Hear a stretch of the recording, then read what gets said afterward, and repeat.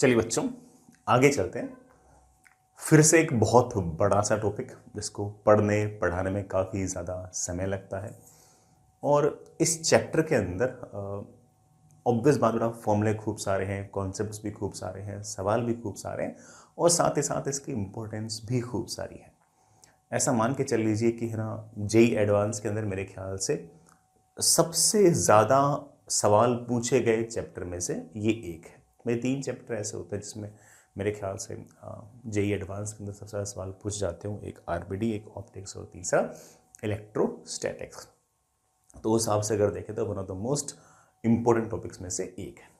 हालांकि इलेक्ट्रोस्टैटिक्स जो चैप्टर है वो अपने आप में इस तरह का चैप्टर है जिसमें फॉर्मूलेस खूब सारे हैं, और अगर बच्चा शुरुआत से ही अच्छी प्रैक्टिस करे, बढ़िया से होमवर्क करे, हर फॉर्मूले पर उसके पास जितने सारे के सारे सवाल हो सारे सवाल लगा ले और टाइम टाइम पे रिवाइज भी करता रहे, तो मुझे ऐसा लगता नहीं कि ये वाला चैप्टर उसको कभी परेशान करेगा।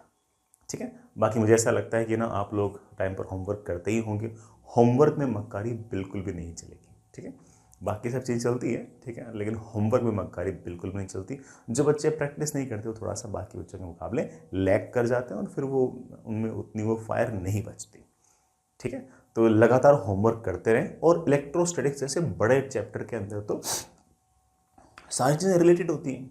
जो शुरुआत के अंदर आप गुलाम्स लो पढ़ते हो, जो शुरुआत में आप फोर्स वगैरह पढ़ते हो, वो आखिर तक काम आता है। तो अगर आपने शुरुआत से अगर होमवर्क नहीं किया, अगर आपने शुरुआत से अगर सवाल नहीं किए, तो वो पूरा चैप्टर ही नहीं पढ़ जाता है। ठीक है। और फिर पूरा चैप्टर, ऑब्वियस बात है कि इतना बड़ा चैप्टर तो पूरा पूरा कंप्लीट करना वैसे ही मुश्किल हो जाता है। मैं डरा नहीं रहा हूँ, मैं समझा रहा हूँ। ठीक है। कि आप सारे की सारी चीज़ें बड़े आराम से, बड़े इत्मीनान से, प्यार से पढ़ें और जितने हो सके उतने सवाल साथ साथ में करते रहें। चलिए, मैंने खूब बोल किया, मुद्दे पे आते हैं। जैसा नाम है, इलेक्ट्रो प्लस स्टैटिक्स, ये बड़ा 2 वर्ड से बना हुआ हमारा ये चैप्टर का नाम है। It simply means electro plus statics. ये जो इलेक्ट्रो है, it means something related to charge, something related to charge. और स्टैटिक्स का मतलब बेटा तुम समझते हो कि एट रेस्ट। तो मेरे ख्याल से एक हल्का फुल्का एक बेसिक अर्थ आपको पता लग गया होगा कि इस चैप्टर के अंदर हम लोग चार्ज जब रेस्ट पे रहेगा तो उसके फेनोमेनन हम पढ़ेंगे। चार्ज अगर मूव करने लग गया या फिर एक्सलेट होने लग गया तो उसके फेनोमेनन हम इस चैप्टर में नहीं पढ़ेंगे, बाद में अलग चैप्टर में पढ़ेंगे। लेकिन इस चैप्टर में हम सिर्फ और सिर्फ कन्फाइंड रखेंगे अपनी सारी की सारी थ्योरी को कि चार्ज अगर रेस्ट पे है तो वो कैसे कैसे इफेक्ट्स प्रोड्यूस करता है। अगर चार्ज मूव करता है या एक्सलेट करता है तो बात की बात है। मैं शब्दों में अगर लिखना चाहूँ तो लिख सकते हूँ कि electrostatics is part of physics which deals with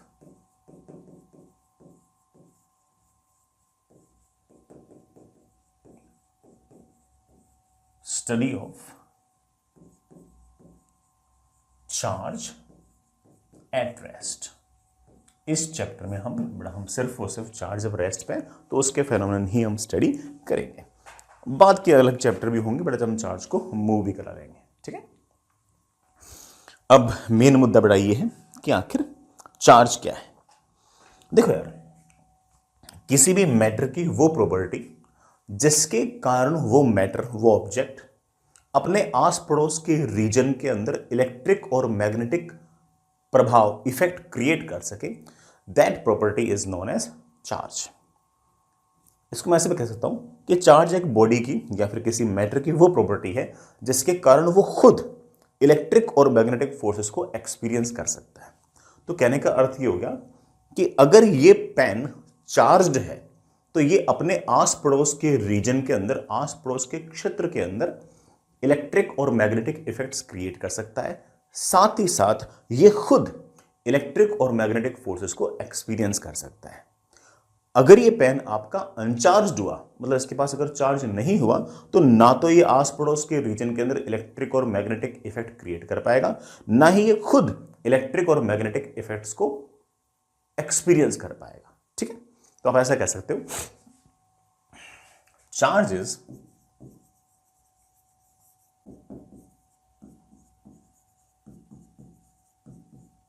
property of a particle or object due to which it can create electric and magnetic effects around it, अपने आस पड़ोस के रीजन में इलेक्ट्रिक और मैग्नेटिक इफेक्ट्स क्रिएट कर सके। दूसरे शब्दों में ऐसे भी कह सकता हूं कि it is property of an object या फिर particle due to which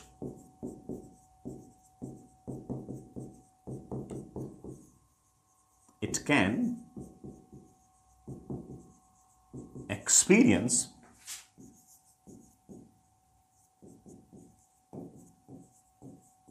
electric and magnetic effects। ठीक है ना, याद रख सकते हैं इस बात को। अच्छा पॉइंट था। आगे चले बच्चों, नेक्स्ट इज बड़ा चार्ज की जो यूनिट है ना वो आप लोग याद रखें। चार्ज की स्टैंडर्ड इंटरनेशनल यूनिट जो है that is coulomb, abbreviated as capital C. ठीक है, अगर कभी मिली कूलम्ब लिखा हुआ है तो बड़ा समझ जाना 10⁻³ कूलम्ब है। अगर कभी माइक्रो कूलम्ब लिखा हुआ है तो समझ जाना 10⁻6 कूलम्ब है। अगर कभी नैनो कूलम्ब लिखा हुआ है तो समझ जाना 10⁻9 कूलम्ब है। ठीक है, एक बड़ा इसकी CGS यूनिट और होती है, that is electrostatic unit. 3 × 10⁻9 electrostatic units जो होती हैं वो 1 कूलम्ब के बराबर होती है। ये ESU जो है ये बड़ा आपकी CGS यूनिट है, याद वगैरह रखने की जरूरत नहीं पड़ेगी आपको। ठीक है, चार्ज की जो डायमेंशन होगी बड़ा that will be IT। I stands for current, T stands for time. JEE में चाहे बड़ा अपनी शीट में अपनी ड्यूब में हमेशा बड़ा करंट को ना हम डायमेंशन I से रिप्रेजेंट करते हैं। कुछ बुक्स के अंदर उसे A भी लिखा रहता है, बड़ा कहीं कहीं आपको ना चार्ज की डायमेंशन AT भी लिखी हुई दिखाई देगी। मैं बड़ा मोस्टली IT इसलिए यूज करता हूं क्योंकि जेई के अंदर IT यूज करते हैं। I किसकी डायमेंशन है? करंट की। T किसकी डायमेंशन है? टाइम की। और I और T को मल्टीप्लाई करने पर हमारे पास चार्ज की डायमेंशन आ जाती है। आई रियली होप बड़ा सारी बातें अभी तक की समझ में आ गई होंगी। आगे चलते हैं, आगे चले। Next is properties of charge. बड़ा चार्ज की क्या क्या प्रॉपर्टीज है सुनिएगा। सबसे पहले चार्ज जो है वो एक स्केलर क्वांटिटी है, बड़ा वेक्टर नहीं है। मतलब चार्ज का जोड़ना, घटाना, गुणा करना, भाग करना सब कुछ स्केलर की तरह होगा, वेक्टर की तरह नहीं होगा। तो बड़ा सबसे पहला पॉइंट ये कि charge is a scalar quantity. Scalar quantity तो ऑफ कोर्स ये स्केलर अलजेब्रा को ही फॉलो करेगा। कौन? चार्ज। ठीक है, नेक्स्ट इज चार्ज जो है बड़ा वो 2 टाइप का है। One is positive, second one is negative. Charge is of 2 types, positive and negative. Positive और नेगेटिव से ये अर्थ कभी मत निकालना कि पॉजिटिव वाला चार्ज नेगेटिव वाले चार्ज से ज्यादा है। ये कम ज्यादा को रिप्रेजेंट नहीं करता, ये सिर्फ ये रिप्रेजेंट करता है कि ये 2 डिफरेंट टाइप है। हम इनको नॉर्थ और साउथ भी कह सकते थे, ऐसे बोलने को। हम इनको ऐसे ईस्ट और वेस्ट भी कह सकते थे, प्लस और माइनस भी कह सकते थे। तो हम ऐसे ना इसमें ये ना कहें कि जो प्लस वाला जो है ना वो माइनस वाले से ज्यादा है, ऐसा ना बोले। ठीक है, these are just 2 types, positive अलग, नेगेटिव अलग, ऐसे बोल दो। ठीक, इतना समझ आ गई। अच्छा एक बात और, चार्ज जो है ना अगर कभी नेगेटिवली चार्ज्ड है इसका मतलब उस ऑब्जेक्ट के पास एक्सेस ऑफ इलेक्ट्रॉन्स है। देयर इज एक्सेस या फिर abundance ऑफ इलेक्ट्रॉन्स, क्योंकि इलेक्ट्रॉन जो होता है ना वो नेगेटिवली चार्ज होता है। किसी के पास अगर इलेक्ट्रॉन ज्यादा होंगे तो उसके पास कुल मिलाकर नेगेटिव चार्ज होगा। अकेले इलेक्ट्रॉन के पास बड़ा चार्ज होता है 1.6 इंटू 10⁻⁻19 कूलम नेगेटिव के साथ। तो जिसके पास इलेक्ट्रॉन ज्यादा होंगे उसके पास कुल मिलाकर बड़ा चार्ज होगा वो नेगेटिव होगा। पॉजिटिव चार्ज वो है जिसके पास एक तरह से डेफिशिएंसी ऑफ इलेक्ट्रॉन्स हो, डेफिशिएंसी ऑफ इलेक्ट्रॉन, जिसके पास इलेक्ट्रॉन्स की कमी हो, जिसके पास इलेक्ट्रॉन्स की कमी हो, जैसे अल्फा पार्टिकल। सर ये अल्फा पार्टिकल क्या है? वैसे तो मुझे पता है कि ना तुम लोगों ने ये चीज पहले से केमिस्ट्री में पढ़ रखी है, बट फिर से समझाता हूं। अल्फा पार्टिकल मतलब हीलियम का न्यूक्लियस। हीलियम का न्यूक्लियस का मतलब कि हीलियम का जो एटम था ना उसके जो दोनों इलेक्ट्रॉन्स है ना उसको बाहर निकाल दो। अब हीलियम जो है ना उसके पास एक्चुअली 2 प्रोटॉन है और 2 इलेक्ट्रॉन है। इलेक्ट्रॉन चक्कर काटते रहते हैं, जितना प्रोटॉन है उतना इलेक्ट्रॉन है। अब प्रोटॉन का चार्ज जो होता है वो प्लस में 1.6 इंटू 10⁻⁻19 कूलम होता है, ठीक है। और इलेक्ट्रॉन का जो चार्ज होता है वो माइनस में 1.6 इंटू 10⁻⁻19 कूलम होता है। तो हीलियम का जो न्यूक्लियस है, हीलियम का जो पूरा एटम है उसके पास जितना पॉजिटिव है उतना नेगेटिव है, तो नेट चार्ज तो 0 हो गया। लेकिन जो अल्फा पार्टिकल है ये है हीलियम का न्यूक्लियस, मतलब जो दोनों इलेक्ट्रॉन्स है ना उनको हटा दो। जैसे दोनों इलेक्ट्रॉन्स हटा दिया, अब सिर्फ और सिर्फ 2 प्रोटॉन बचे, और सिर्फ 2 प्रोटॉन अगर बचे तो इसके पास चार्ज आ जाएगा 2 टाइम्स प्रोटॉन का चार्ज। प्रोटॉन का चार्ज है प्लस में 1.6 इंटू 10⁻⁻19 कूलम, ठीक है। तो समझ जाना इस बात को कि मेन चीज तो बड़ा यही है कि किसी के पास अगर इलेक्ट्रॉन ज्यादा तो नेगेटिवली चार्ज, किसी के पास अगर है ना इलेक्ट्रॉन्स कम तो बेटा वो आपका पॉजिटिवली चार्ज, ठीक है। इतनी सी बात याद रखो, बाकी सारी बातें चल जाएंगी। Next is charge is quantized. पहले इस बात को समझते हैं कि क्वांटाइज्ड का अर्थ क्या है, फिर बाकी बातें अपन और करते हैं। क्वांटाइज्ड का अर्थ है कि कोई फिजिकल क्वांटिटी जो है वो सिर्फ और सिर्फ एक कुछ स्पेसिफिक वैल्यूज ही ले पाए, इंटरमीडिएट वैल्यूज ना ले पाए, तो हम ये कहेंगे कि वो फिजिकल क्वांटिटी क्वांटाइज्ड है। जैसे फॉर एग्जांपल मैं बिल्कुल आसान शब्दों में कहूं, थोड़ा मान लीजिए कि ऐसे कुछ स्टेयर्स बनी हुई है, ये ग्राउंड, ये बेटा पहली सीढ़ी, ये दूसरी सीढ़ी, ये तीसरी सीढ़ी एंड सो ऑन। हर सीढ़ी की जो हाइट है वो 10-10 सेंटीमीटर है, और ऐसे खूब सारी सीढ़ियां हैं।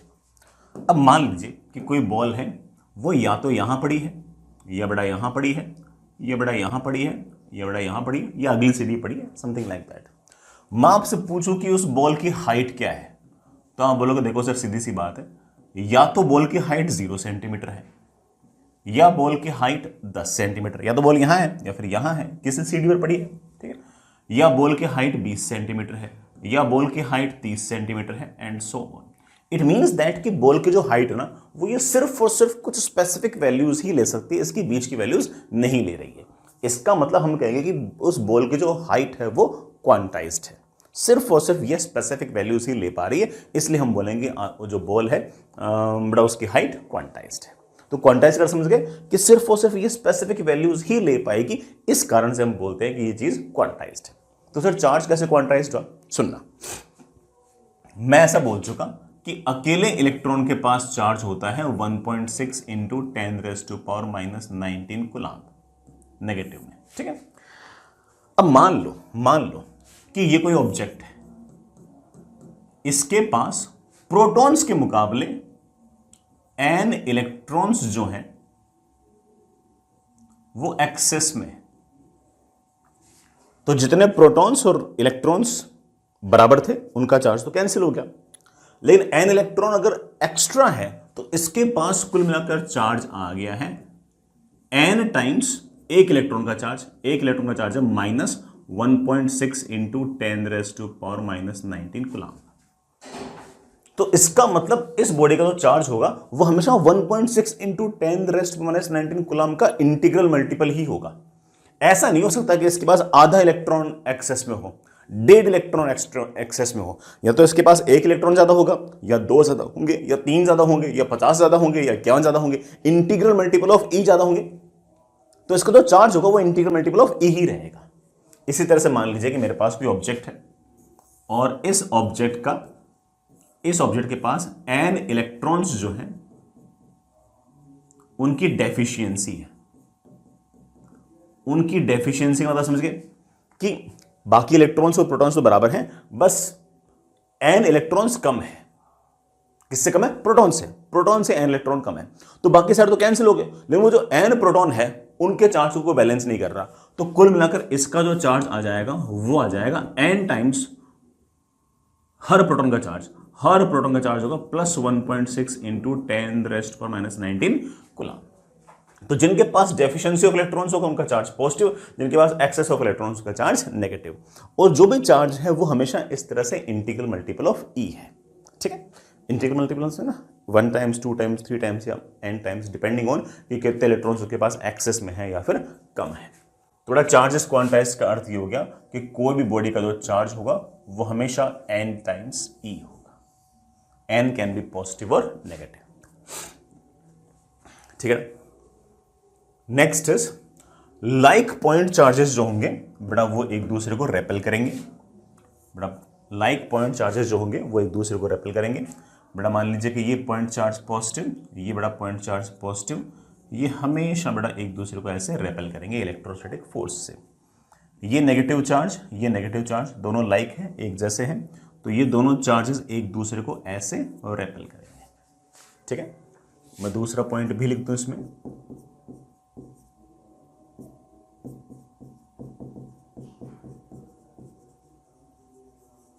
Unlike point charges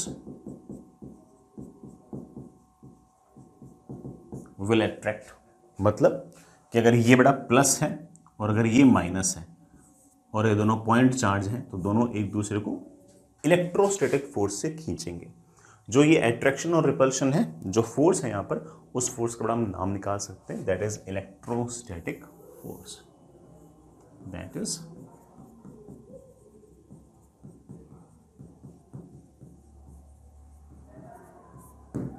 electrostatic force.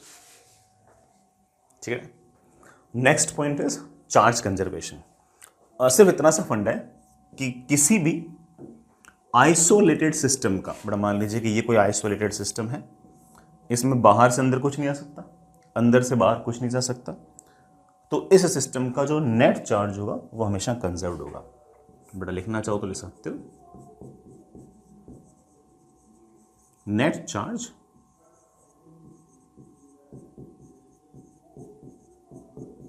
of an isolated system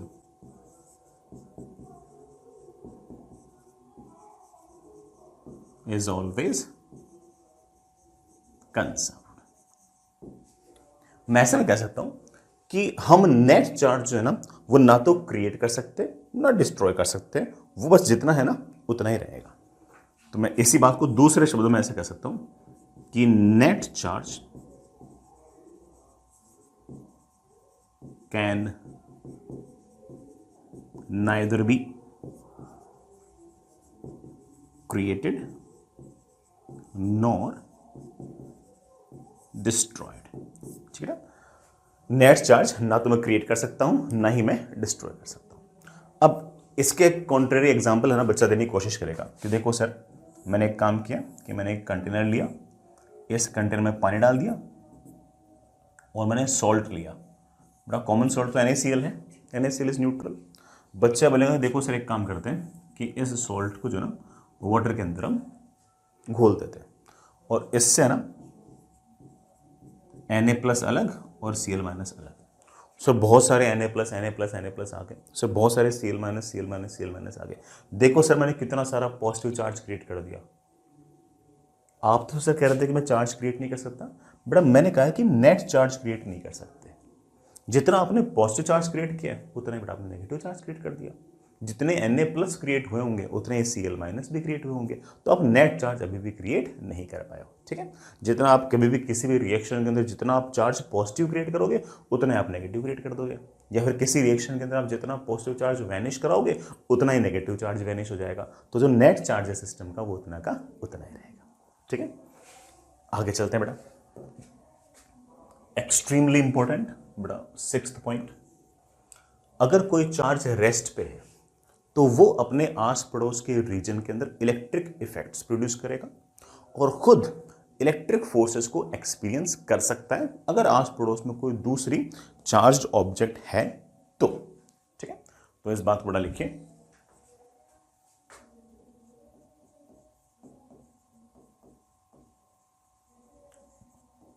If a charge is at rest, it can create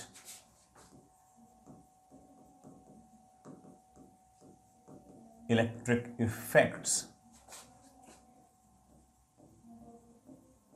around itself and can experience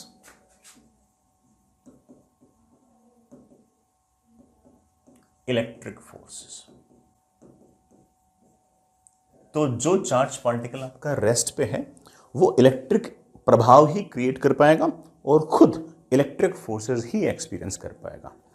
ये जो रेस्ट पे जो चार्ज पार्टिकल है ना, ये अपने आस पड़ोस के रीजन के अंदर मैग्नेटिक इफेक्ट्स क्रिएट नहीं कर पाएगा, ना ही ये खुद मैग्नेटिक फोर्सेस को एक्सपीरियंस कर पाएगा। ठीक है, रेस्ट पे रखा हुआ चार्ज सिर्फ इलेक्ट्रिक इफेक्ट क्रिएट करेगा और सिर्फ इलेक्ट्रिक फोर्सेस को ही एक्सपीरियंस करेगा। ठीक है, दूसरा अगला point, if A charge particle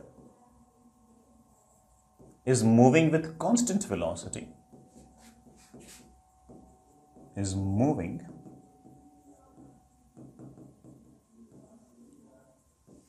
with constant velocity, and then it will create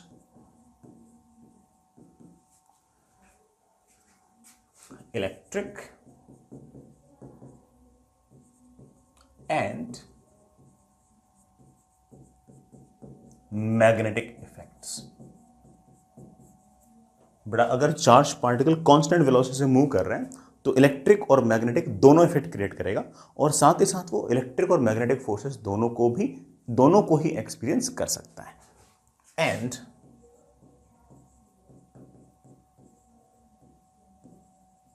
it can experience electric as well as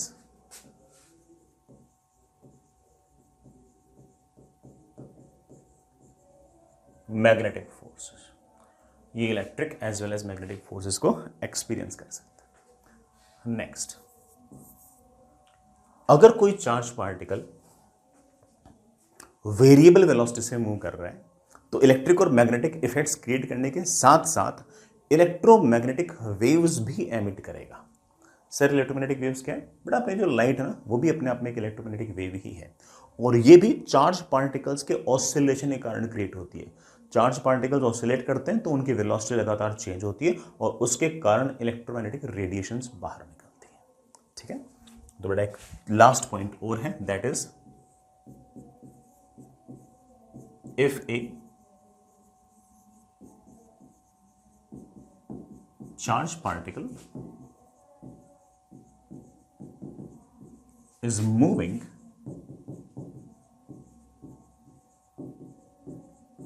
with variable velocity, then it will create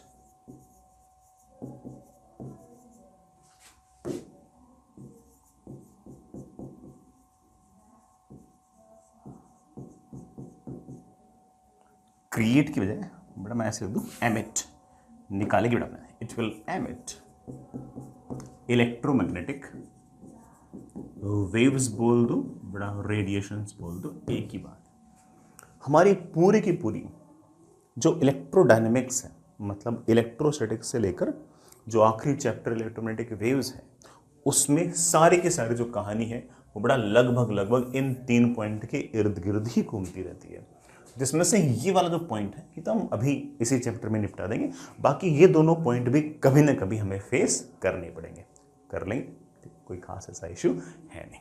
I hope सारी बातें आपको interesting लगी होंगी। आगे चलते हैं। नेक्स्ट इज थोड़ा सा इररिलेवेंट है बट फिर भी लिख देता हूं कि चार्ज जो है ना बेटा वो रिलेटिविस्टिकली इनवेरिएंट है। सर ये क्या बोल दिया आपने, समझाता हूं, पहले लिख देता हूं कि charge is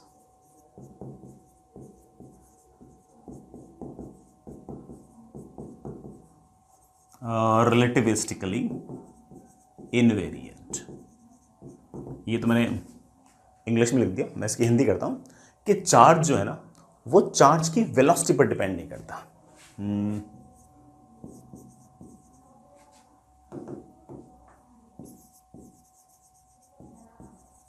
value of charge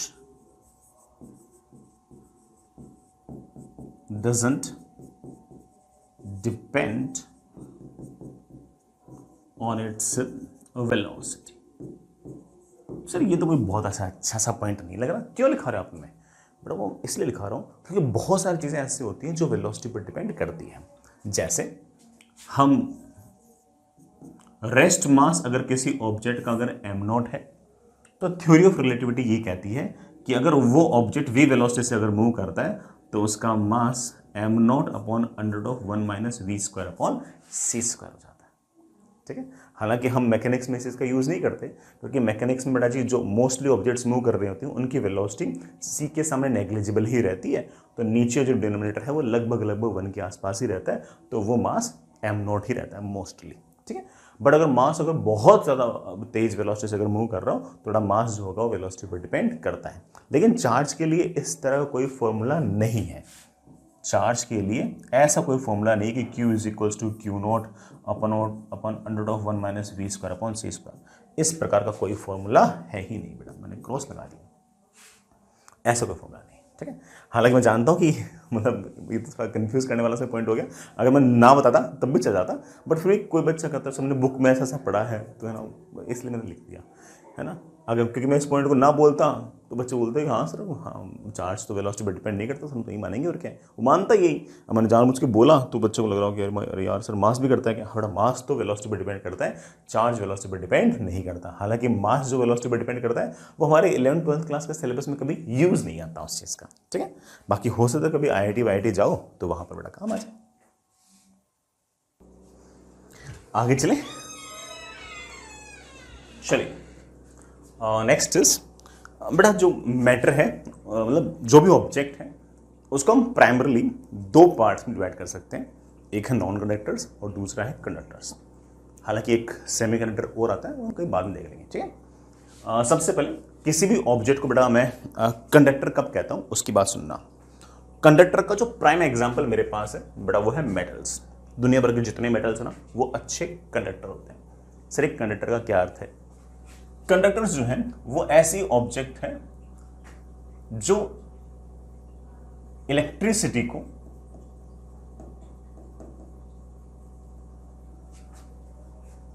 एक जगह से दूसरी जगह तक बड़े आराम से कंडक्ट करा सकते हो। इलेक्ट्रिसिटी के साथ साथ एनर्जी भी जाएगी, तो इलेक्ट्रिसिटी और एनर्जी को एक जगह से दूसरी जगह तक कम से कम रेजिस्टेंस के साथ ट्रांसफर जो ऑब्जेक्ट्स करती हैं उनको हम कंडक्टर्स कहते हैं। इलेक्ट्रिसिटी और एनर्जी जो है उसको हम बड़े आराम से ट्रांसफर कर सकते हैं विथ लेस रेजिस्टेंस, बहुत कम रेजिस्टेंस से। किसमें, किसकी बात कर रहा हूं? कंडक्टर्स की बात कर रहा हूं। ठीक है सर, ऐसा क्यों? क्योंकि इसके अंदर ना, कंडक्टर्स के अंदर ना कुछ फ्री इलेक्ट्रॉन्स होते हैं जो रेस्पॉन्सिबल होते हैं इलेक्ट्रिसिटी को एक जगह से दूसरी जगह तक ले जाने के लिए। Free electrons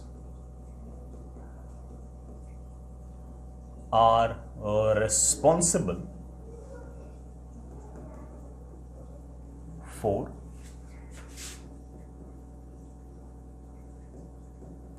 transfer of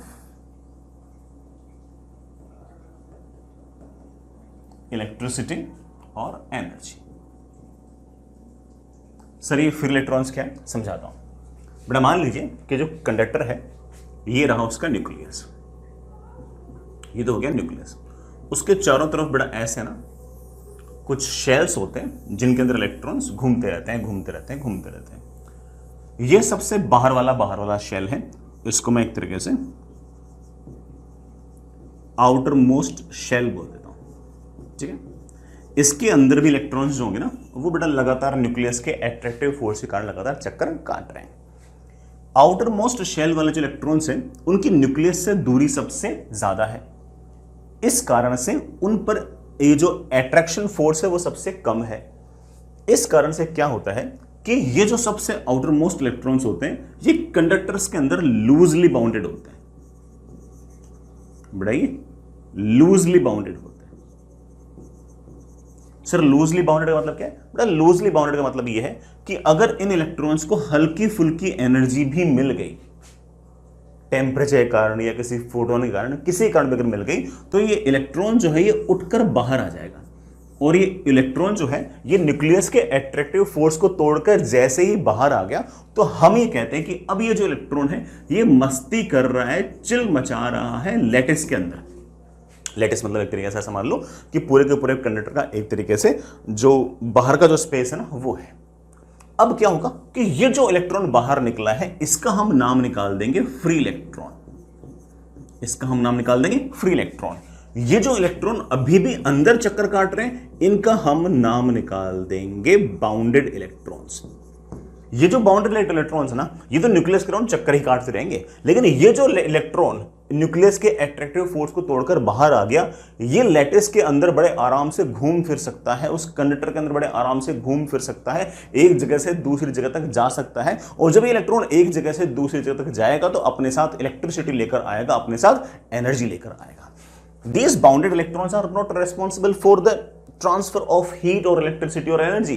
This electron जो outermost electron था, ये जैसे ही उस outermost shell से बाहर आया और लैटिस में मस्ती करने लग गया, तो ये जो इलेक्ट्रॉन है जिसको हम फ्री इलेक्ट्रॉन करें, ये इलेक्ट्रॉन एक जगह से दूसरी जगह तक एनर्जी ले जाने के लिए जिम्मेदार है। हर इलेक्ट्रॉन आउटरमोस्ट शेल का जो इलेक्ट्रॉन है वो इतने आराम से बड़ा बाहर निकल जाए जरूरी नहीं है। ये बाहर बड़े आराम से सिर्फ और सिर्फ किन के लिए निकलेगा? कंडक्टर्स के लिए ही निकलेगा, हर एक के लिए नहीं निकलेगा। ऐसे हम इंसुलेटर्स भी देखेंगे बड़ा, जिसके अंदर इलेक्ट्रॉन इतनी आसानी से बाहर नहीं निकलता। किस में निकलता है? कंडक्टर्स के अंदर निकलता है। आई होप ये वाली बात आपको याद रहेगी और समझ में भी आ ही गई होगी। कंडक्टर्स में एक छोटी सी बात बड़ा और है जो आपके काम आएगी। मान लीजिए कि ये कोई कंडक्टर है, ऐसे ये कोई कंडक्टर है। हालांकि बेटा कंडक्टर की बहुत सारी प्रॉपर्टीज होंगी, वो हम चैप्टर के लास्ट में देखेंगे। ये कंडक्टर है, इस कंडक्टर को मान लीजिए कि बेटा मैंने खूब सारा ऐसे नेगेटिव चार्ज दिया, ठीक है, खूब सारा नेगेटिव चार्ज दिया। ये जो मैंने नेगेटिव चार्ज दिया ये सारा का सारा लाइक चार्ज है, सारा का सारा नेगेटिव है, तो सारा का सारा नेगेटिव चार्ज एक दूसरे को रेपेल करेगा, रेपेल करेगा, रेपेल करेगा। और कंडक्टर के अंदर तो जैसे मैंने बताया कि चार्ज एक जगह से दूसरी जगह तक भाग सकता है, तो ये सारा का सारा जो चार्ज है इस रिपल्शन के कारण भागकर जितना दूर जा सकता है उतना दूर चला जाएगा। से जितना दूर जा सकता है उतना दूर चला जाएगा। इस बात का मतलब क्या है बड़ा? इस बात का मतलब ये है कि सारा का सारा जो चार्ज है वो भागकर इस कंडक्टर की सरफेस पर पहुंच जाएगा।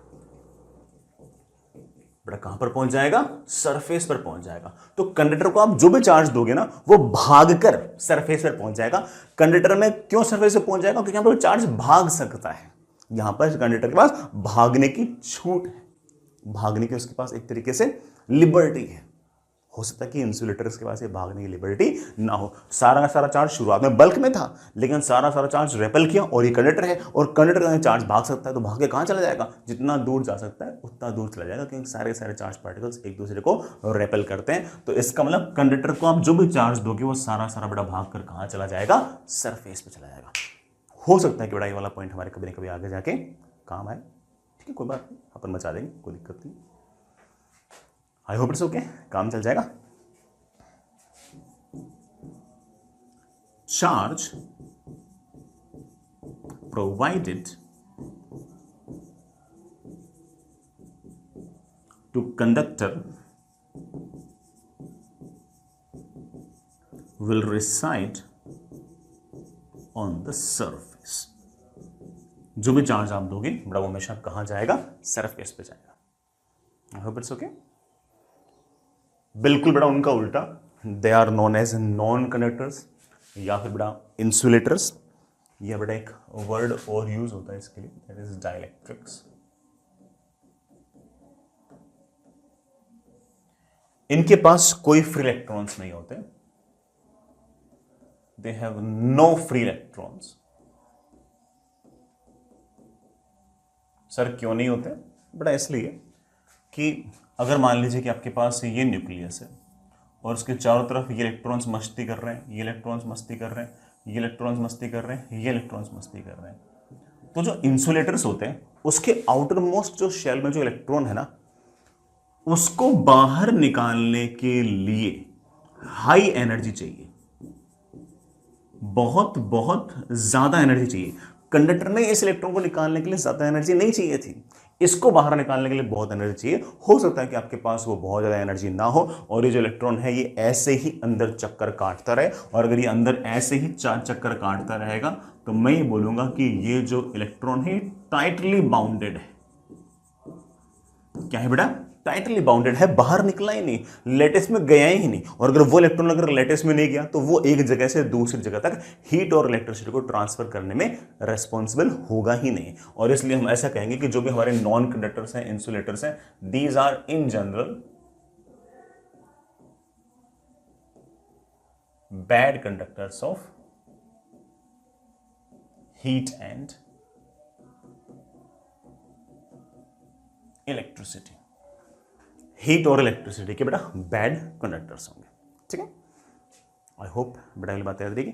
या फिर बेटा ऐसे कह दूं कि एक जगह से दूसरी जगह तक हीट या फिर इलेक्ट्रिसिटी या एनर्जी अगर मुझे किसी नॉन कंडक्टर से अगर भेजनी होगी तो जो नॉन कंडक्टर है ये रास्ते में हाई रेजिस्टेंस क्रिएट कर देगा, रुकावट क्रिएट कर देगा। मैं ऐसा कह सकता हूं कि ये एक तरीके से वेरी हाई रेजिस्टेंस क्रिएट करता है, ठीक है। अच्छा बच्चे एक चीज वो सोच रहे होंगे कि सर मान लो कि मेरे पास ये एक इंसुलेटर है, नॉन कंडक्टर है, ठीक है। सर मैंने इसको नेगेटिव चार्ज दिया, अब क्या होगा? अब क्या होगा? कुछ नहीं होगा, पड़ा रहेगा चार्ज। सर ये चार्ज पार्टिकल एक दूसरे को रेपेल नहीं कर रहे क्या? कर रहे हैं बेटा, रेपेल कर रहे हैं, अच्छा खासा रेपेल कर रहे हैं एक दूसरे को। सर रेपेल तो यहां भी कर रहे थे, यहां जब रेपेल किया तो भाग के सरफेस से पहुंच गए थे, क्योंकि यहां भाग सकता था, यहां पर चार्ज पार्टिकल भाग सकता था। इंसुलेटर में चार्ज पार्टिकल की बेटा भागने की कोई कंडीशन है ही नहीं, वो तो न्यूक्लियस के साथ बाउंडेड रहेगा, वो तो सिर्फ एटम के अंदर यूं चक्कर काटता रहेगा, वो यूं भागने के उसके पास कोई ऑप्शन नहीं है। तो ये सारे के सारे चार्ज पार्टिकल्स एक दूसरे को रेपेल जरूर कर रहे हैं, लेकिन ये चार्ज पार्टिकल्स ऐसा नहीं कि भाग जाएंगे, क्योंकि आपका जो नॉन कंडक्टर है, जो इंसुलेटर है, उसमें चार्ज पार्टिकल्स को भागने की छूट नहीं है। तो जो इंसुलेटर्स होंगे उनको आप चार्ज जैसा दोगे वैसा ही पड़ा रहेगा। चार्ज सरफेस में दोगे तो सरफेस से पड़ा रहेगा, अंदर दोगे तो अंदर पड़ा रहेगा। कंडक्टर में तो आपने अंदर दिया तो बाहर पहुंच जाएगा, यहां ऐसा नहीं, क्योंकि वहां भाग सकता है, यहां नहीं भाग सकता, सिंपल। आई होप ये वाला पॉइंट आप याद रखोगे। आगे चलिए बेटा, कैसे कैसे हम चार्जिंग कर सकते हैं, बहुत ही थ्योरेटिकल से पॉइंट है, मैं फटाफट बता देता हूं। सबसे पहले थर्मोडायनेमिक इफेक्ट। बेटा थर्मोडायनेमिक इफेक्ट ये कहता है कि मान लीजिए कि आपके पास कोई मेटल है, मेटल इसलिए क्योंकि बेटा मेटल में से इलेक्ट्रॉन निकालना आसान होता है। ये बेटा मेरे पास कोई मेटल है और मैंने क्या किया कि इस मेटल को गर्म करना स्टार्ट किया, मैंने इस मेटल का टेम्परेचर इंक्रीज किया। जैसे मेटल का मैं टेम्परेचर इंक्रीज करूंगा तो जो इलेक्ट्रॉन्स हैं उनके पास एनर्जी लगातार बढ़ेगी बढ़ेगी बढ़ेगी बढ़ेगी। उनके पास अगर एनर्जी, आप एक रफ सी बात ऐसे याद रख सकते हो कि जो इलेक्ट्रॉन्स हैं उनके पास जो काइनेटिक एनर्जी होगी वो रफली in the order of Boltzmann constant into temperature के ऑर्डर में होगी। कि क्या है बेटा? Boltzmann constant. इसकी वैल्यू बेटा लगभग 1.38 इंटू 10⁻⁻23 जूल पर केल्विन के आसपास में रफली, ठीक है। तो जैसे जैसे टेम्परेचर बढ़ाऊंगा इलेक्ट्रॉन्स के पास काइनेटिक एनर्जी लगातार बढ़ेगी बढ़ेगी बढ़ेगी। एक टाइम ऐसा आएगा बड़ा जब इलेक्ट्रॉन जो होगा वो उस न्यूक्लियस के अट्रैक्टिव फोर्स को तोड़ के बाहर आ जाएगा। जैसे जैसे इलेक्ट्रॉन्स बड़ा तोड़ तोड़ के बाहर आएंगे बाहर आएंगे बाहर आएंगे, ये मेटल जो शुरुआत में न्यूट्रल था, इसके पास जितने प्रोटॉन थे उतने ही इलेक्ट्रॉन थे, अब इस मेटल के पास डेफिशिएंसी ऑफ इलेक्ट्रॉन्स हो गई है, कमी हो गई है। प्रोटॉन ज्यादा है, इलेक्ट्रॉन्स कम है। कौन भागे बाहर? इलेक्ट्रॉन्स। प्रोटॉन नहीं बाहर भागते, प्रोटॉन तो फिक्स रहता है।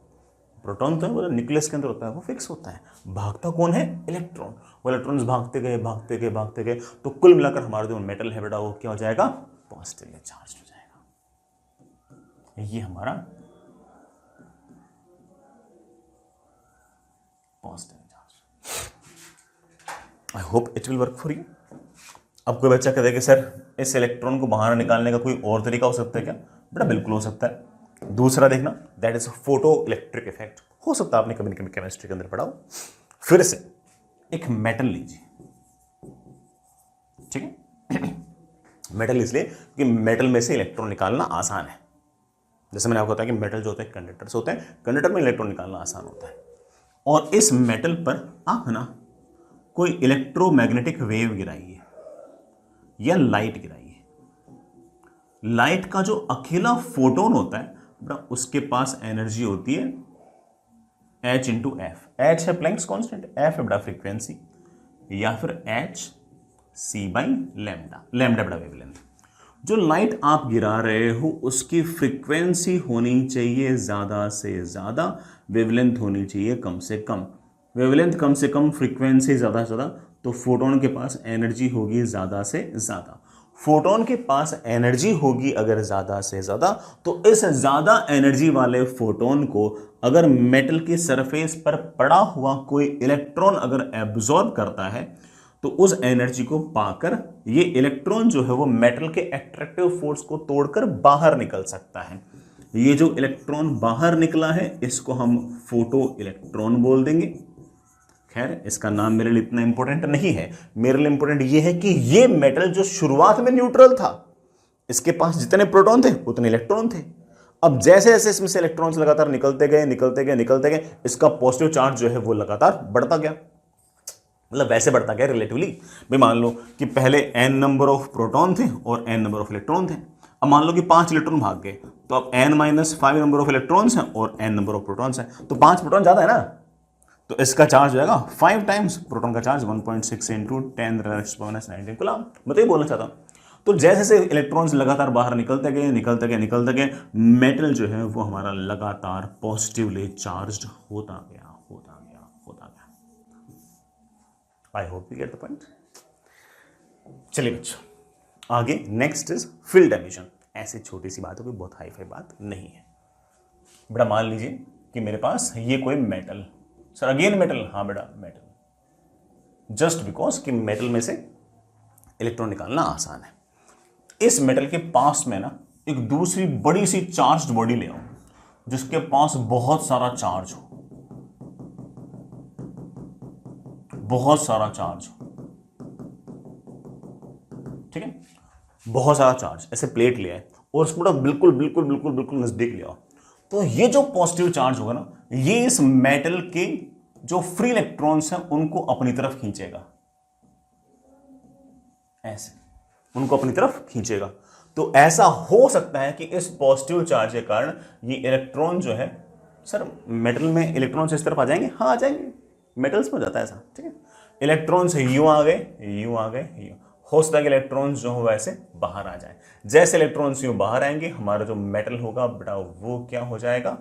पॉजिटिवली चार्ज हो जाएगा, ठीक है। आई रियली होप बेटा सारी बात आप समझ गए होंगे।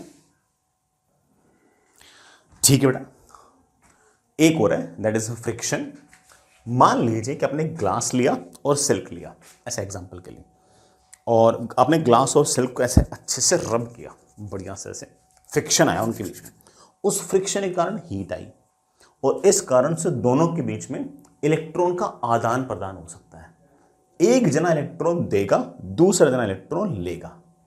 इलेक्ट्रॉन वो लेगा जिसका इलेक्ट्रॉन के प्रति प्रेम ज्यादा है।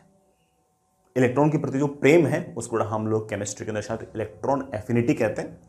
तो इन दोनों में सिल्क की जो इलेक्ट्रॉन एफिनिटी है वो मोर है। अगर मैं इन दोनों को इस तरह से रब करूं तो सिल्क तो इलेक्ट्रॉन नहीं देगा, उसका बहुत प्रेम है भाई इलेक्ट्रॉन के प्रति, ग्लास दे देगा।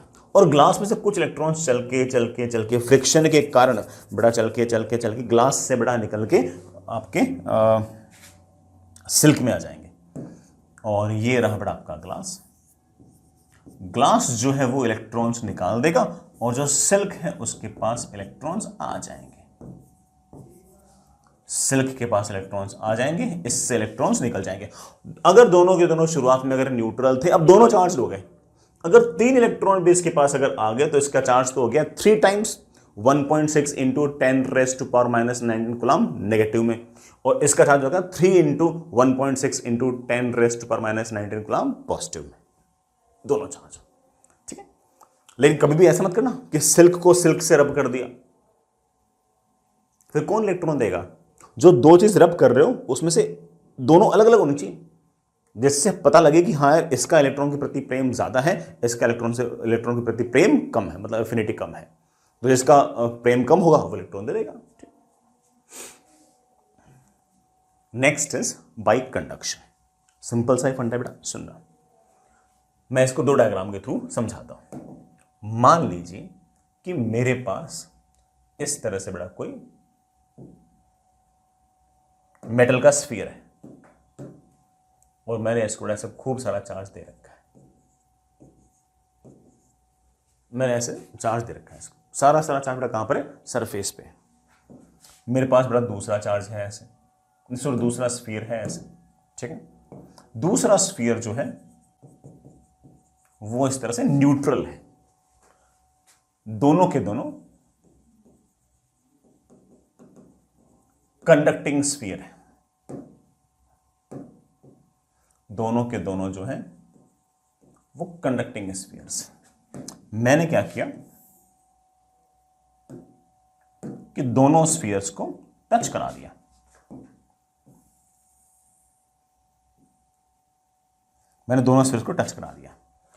अभी तो बेटा जो इलेक्ट्रॉन्स हैं वो सरफेस पे आ गए, जैसे टच कराया तो अब सरफेस ये थोड़ी है, सरफेस पूरी हो गई,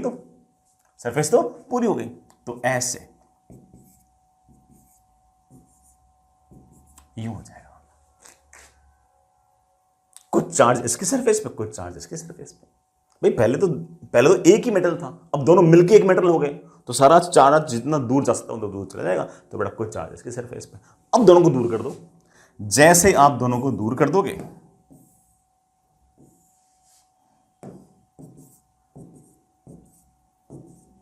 ये ले बेटा, अब ये चार्ज हो गया, शुरुआत में न्यूट्रल था, अब ये चार्ज हो गया।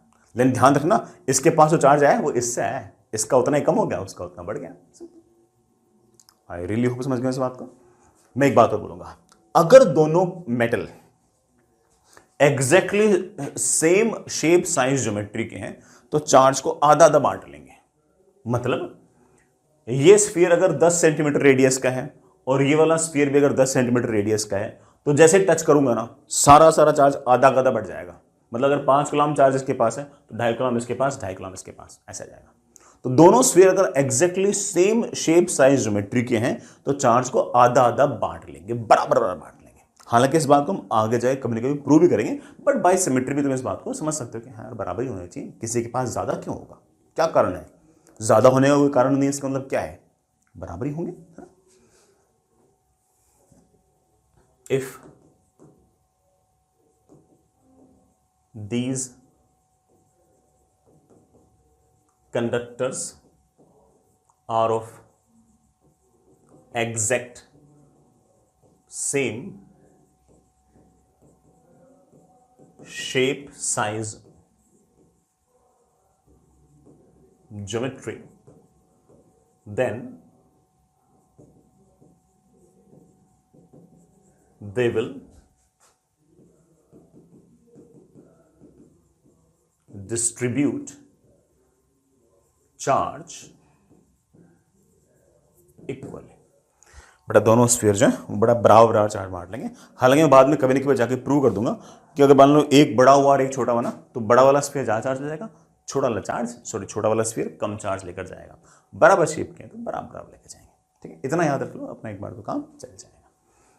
मैं एक बात और बोलूं बेटा, इन्हीं दोनों को अगर मैंने किसी कंडक्टिंग वायर से अगर जोड़ दिया होता ना, एक ऐसे तार से जोड़ दिया होता, मान लो मैंने एल्यूमिनियम के तार से या कॉपर के तार से जोड़ दिया होता, तब भी चार्ज को वो डिस्ट्रीब्यूट कर सकते हैं। या तो टच करा दो या किसी कंडक्टिंग तार से जोड़ दो, एल्यूमिनियम का तार, कॉपर का तार, अमीर लोग हो तो गोल्ड का तार, ऐसे किसी तार से दोनों को जोड़ दो तब भी बड़ा चार्ज को डिस्ट्रीब्यूट कर सकते हैं, and that is again bye conduction. तो टच करा दीजिए, ये बड़ा दोनों के दोनों को किसी वायर के थ्रू कनेक्ट कर दीजिए, दोनों से आपका बड़ा आराम से काम बन जाएगा। ठीक है बच्चों, आगे चलते हैं, एक फेनोमेनन और समझते हैं, दैट इज इंडक्शन। ठीक है, फिर देखते हैं चार्जिंग बाय इंडक्शन। सुनिएगा, मान लीजिए कि बेटा मेरे पास ये कोई मेटल है, ये मेरे पास कोई न्यूट्रल कंडक्टर है।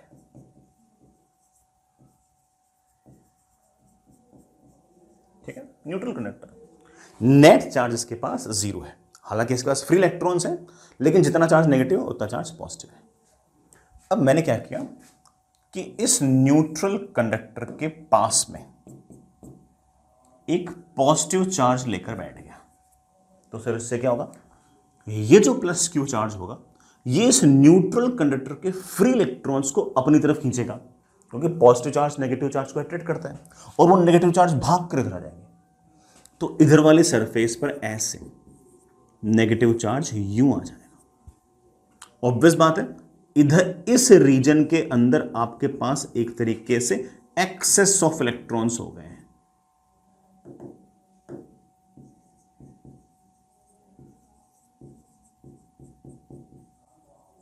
ये इलेक्ट्रॉन कहीं ना कहीं से आएंगे, इधर से आएंगे, तो इधर से इलेक्ट्रॉन भाग के इधर चले गए, तो इस रीजन के अंदर आपके पास एक तरीके से डेफिशिएंसी ऑफ इलेक्ट्रॉन्स हो गई है। डेफिशिएंसी ऑफ इलेक्ट्रॉन्स मतलब बेटा क्या हो गया, आपके पास पॉजिटिव चार्ज हो गया, इस रीजन में आपके पास deficiency of electrons. Positive charge को पास लाने के कारण ये जो न्यूट्रल कंडक्टर था, जिसमें पहले सारा का सारा चार्ज यूनिफॉर्मली, जो 0 चार्ज है, नेट चार्ज थोड़ा 0 है ना, लेकिन जितने भी इलेक्ट्रॉन्स और प्रोटॉन्स थे वो बराबर बराबर हर जगह फैले हुए थे। इस प्लस क्यू चार्ज लाने के कारण इस रीजन के अंदर नेगेटिव चार्ज बढ़ गया और इस रीजन के अंदर पॉजिटिव चार्ज बढ़ गया। आस पड़ोस के रीजन के अंदर कोई चार्ज की प्रेजेंस के कारण कंडक्टर के जो चार्ज है उसके अंदर अगर कोई रीडिस्ट्रीब्यूशन हो जाए, this redistribution is known as induction. अगर मैं यहां पर नेगेटिव चार्ज ले आता तो वो नेगेटिव चार्ज इस कंडक्टर के इलेक्ट्रॉन्स को रेपेल करता, और यहां पर नेगेटिव चार्ज आता, यहां पर आपके पास अगर एक्सेस ऑफ इलेक्ट्रॉन्स होते तो यहां पर आपके पास डेफिशिएंसी ऑफ इलेक्ट्रॉन्स होते, तो यहां पर पॉजिटिव आता, यहां पर नेगेटिव आता। समझ रहे इस बात को? तो यहां पर मैं जो चार्ज लेके आ रहा हूं, इसके कारण कंडक्टर अपने चार्ज के डिस्ट्रीब्यूशन को चेंज कर रहा है, और अपने चार्ज के डिस्ट्रीब्यूशन को चेंज कर रहा है आस पड़ोस के रीजन के अंदर चार्जेस की प्रेजेंस के कारण। This is known as induction. लिखना चाहो तो लिख सकते बेटा इसको, due to presence of charges near a conductor,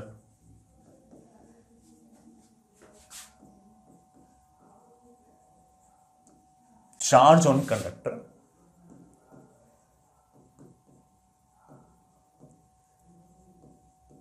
may redistribute itself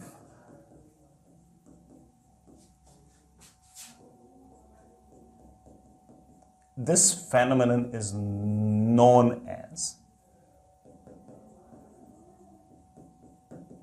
induction. इस फेनोमेनन को हम क्या बोलेंगे, इंडक्शन। मैं एक छोटी सी बात और समझाना चाहूंगा। कंडक्टर न्यूट्रल है, नेट चार्ज तो 0 है उसके पास, जितना नेगेटिव उतना पॉजिटिव है, और ये पॉजिटिव चार्ज है, फिर भी ये वाला पॉजिटिव चार्ज इस कंडक्टर को अट्रैक्ट कर लेगा, भले इसका नेट चार्ज 0 फिर भी अट्रैक्ट कर लेगा। क्यों?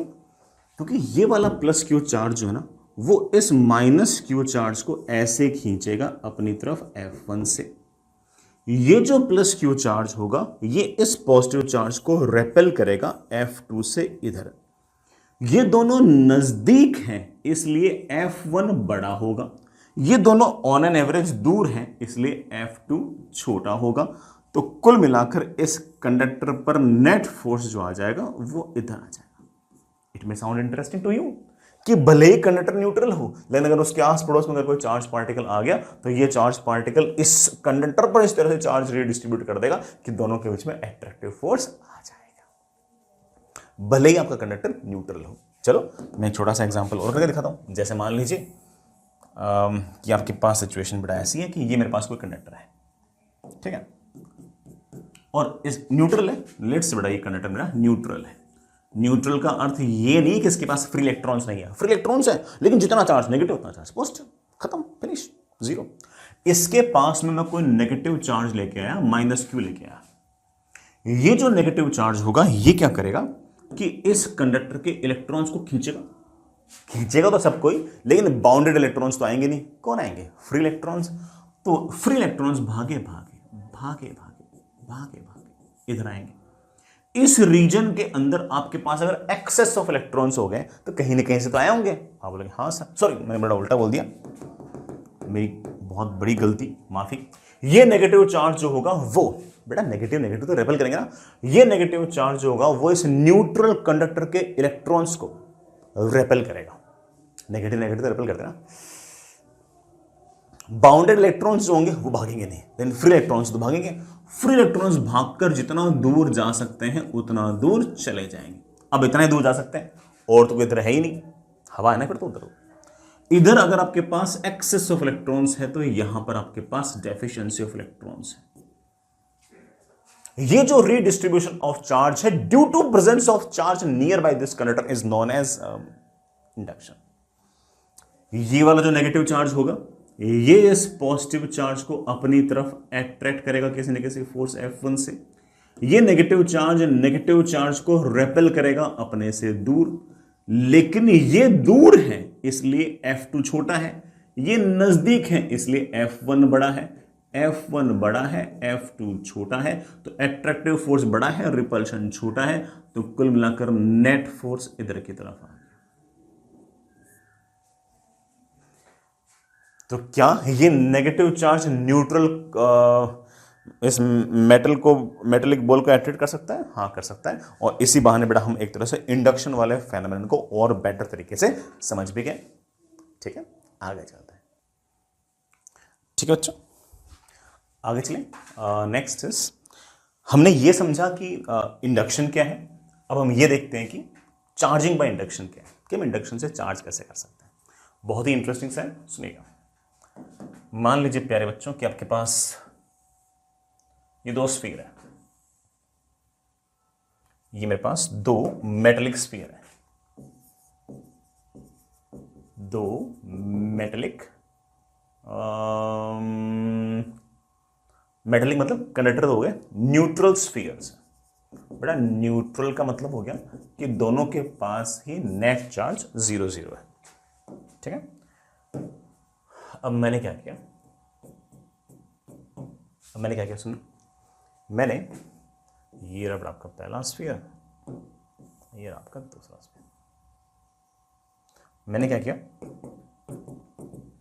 कि इनमें से एक स्फीयर के पास में ऐसे कुछ चार्ज लेके आ गया। लेट से बेटा मैं पॉजिटिव चार्ज ऐसे लेके आ गया।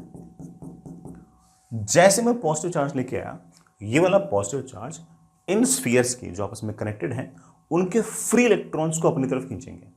इसके फ्री इलेक्ट्रॉन्स को भी खींचेंगे, इसके फ्री इलेक्ट्रॉन्स को भी खींचेंगे। पॉजिटिव विल अट्रैक्ट नेगेटिव, तो फ्री इलेक्ट्रॉन्स भागे भागे भागे भागे भागे इधर आए। तो जो फ्री इलेक्ट्रॉन्स हैं वो बड़ा भागे भागे भागे भागे इधर आएंगे, इधर आए, इधर आए, इधर आए, इधर आए, ऐसे। ठीक है, तो यहां पर एक्चुअली आपके पास एक तरीके से अबंडेंस ऑफ इलेक्ट्रॉन्स हो गया। ऑब्वियस बात है बेटा, यहां पर डेफिशिएंसी ऑफ इलेक्ट्रॉन्स हो गए। ठीक है, जितना यहां पर नेगेटिव चार्ज दिखाऊंगा उतना यहां पर पॉजिटिव, क्योंकि नेट चार्ज तो आपका 0 होना चाहिए। अब एक काम करना, दोनों स्फीयर्स को हटा दो, ऐसे जो टच कर रखा था ना थोड़ा दूर कर दो, थोड़ा दूर कर दो, और इस चार्ज को भी हटा दो। जैसे ही दोनों चार्जेस को मैं अगर दूर करूंगा, वैसे कहानी कुछ ऐसी हो जाएगी।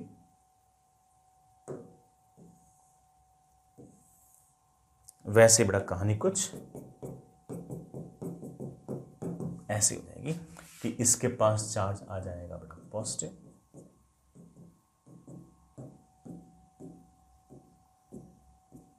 इसके पास चार्ज आ जाएगा पॉजिटिव।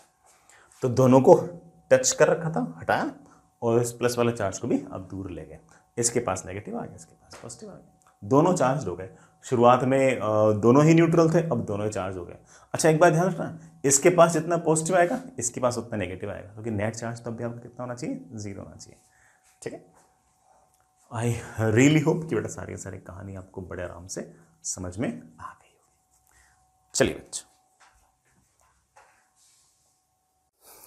चलिए बच्चों आगे चलते हैं। Next is extremely important Coulomb's law.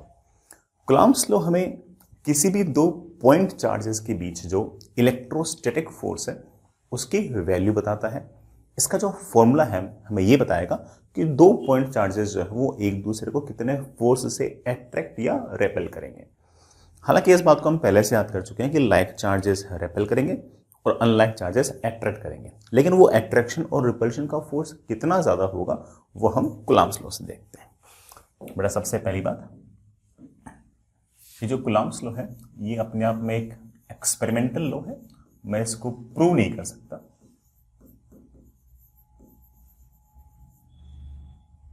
ये बेटा एक्सपेरिमेंटल लॉ है, ये क्या करता है, दो पॉइंट चार्जेस के बीच का इलेक्ट्रोस्टैटिक फोर्स बताएगा।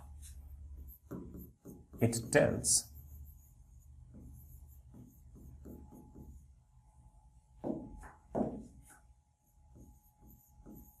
electrostatic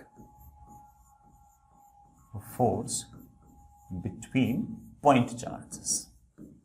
दो पॉइंट चार्जेस हैं तो उनके बीच कितना इलेक्ट्रोस्टैटिक फोर्स होगा वो है। It is also known as inverse square law. ये इनवर्स स्क्वायर लॉ क्यों है, नाम कैसे पड़ा वो बड़ा फॉर्मूला से दिख जाएगा। इनवर्स स्क्वायर, सुनिएगा, मान लीजिए बेटा आपके पास एक चार्ज है Q1 और एक चार्ज है Q2। लेट्स से बेटा दोनों चार्ज जो हैं वो इस तरह से एयर के अंदर पड़े हैं या वैक्यूम के अंदर पड़े हैं और इन दोनों के बीच में सेपरेशन जो है वो R है, इन एयर या फिर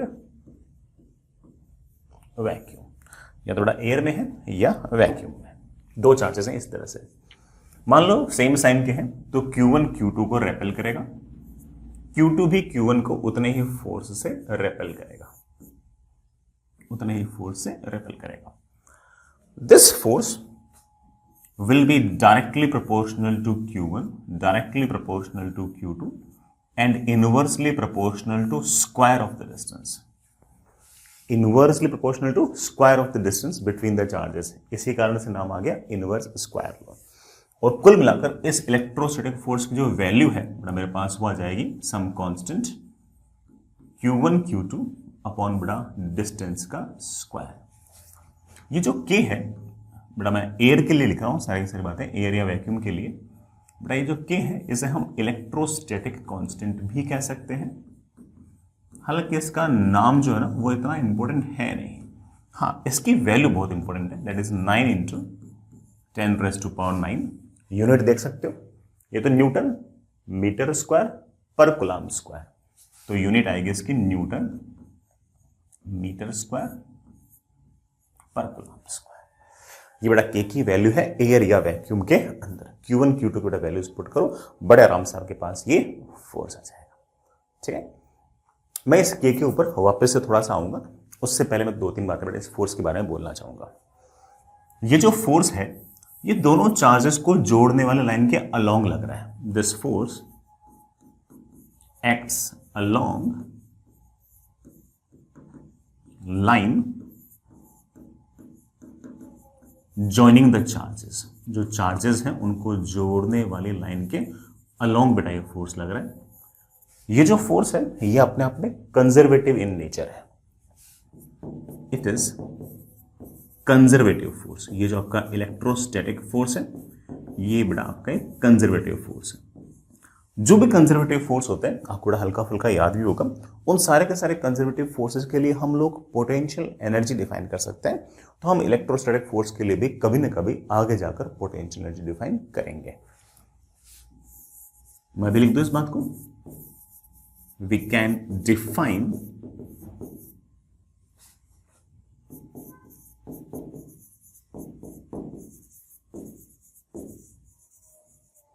potential energy for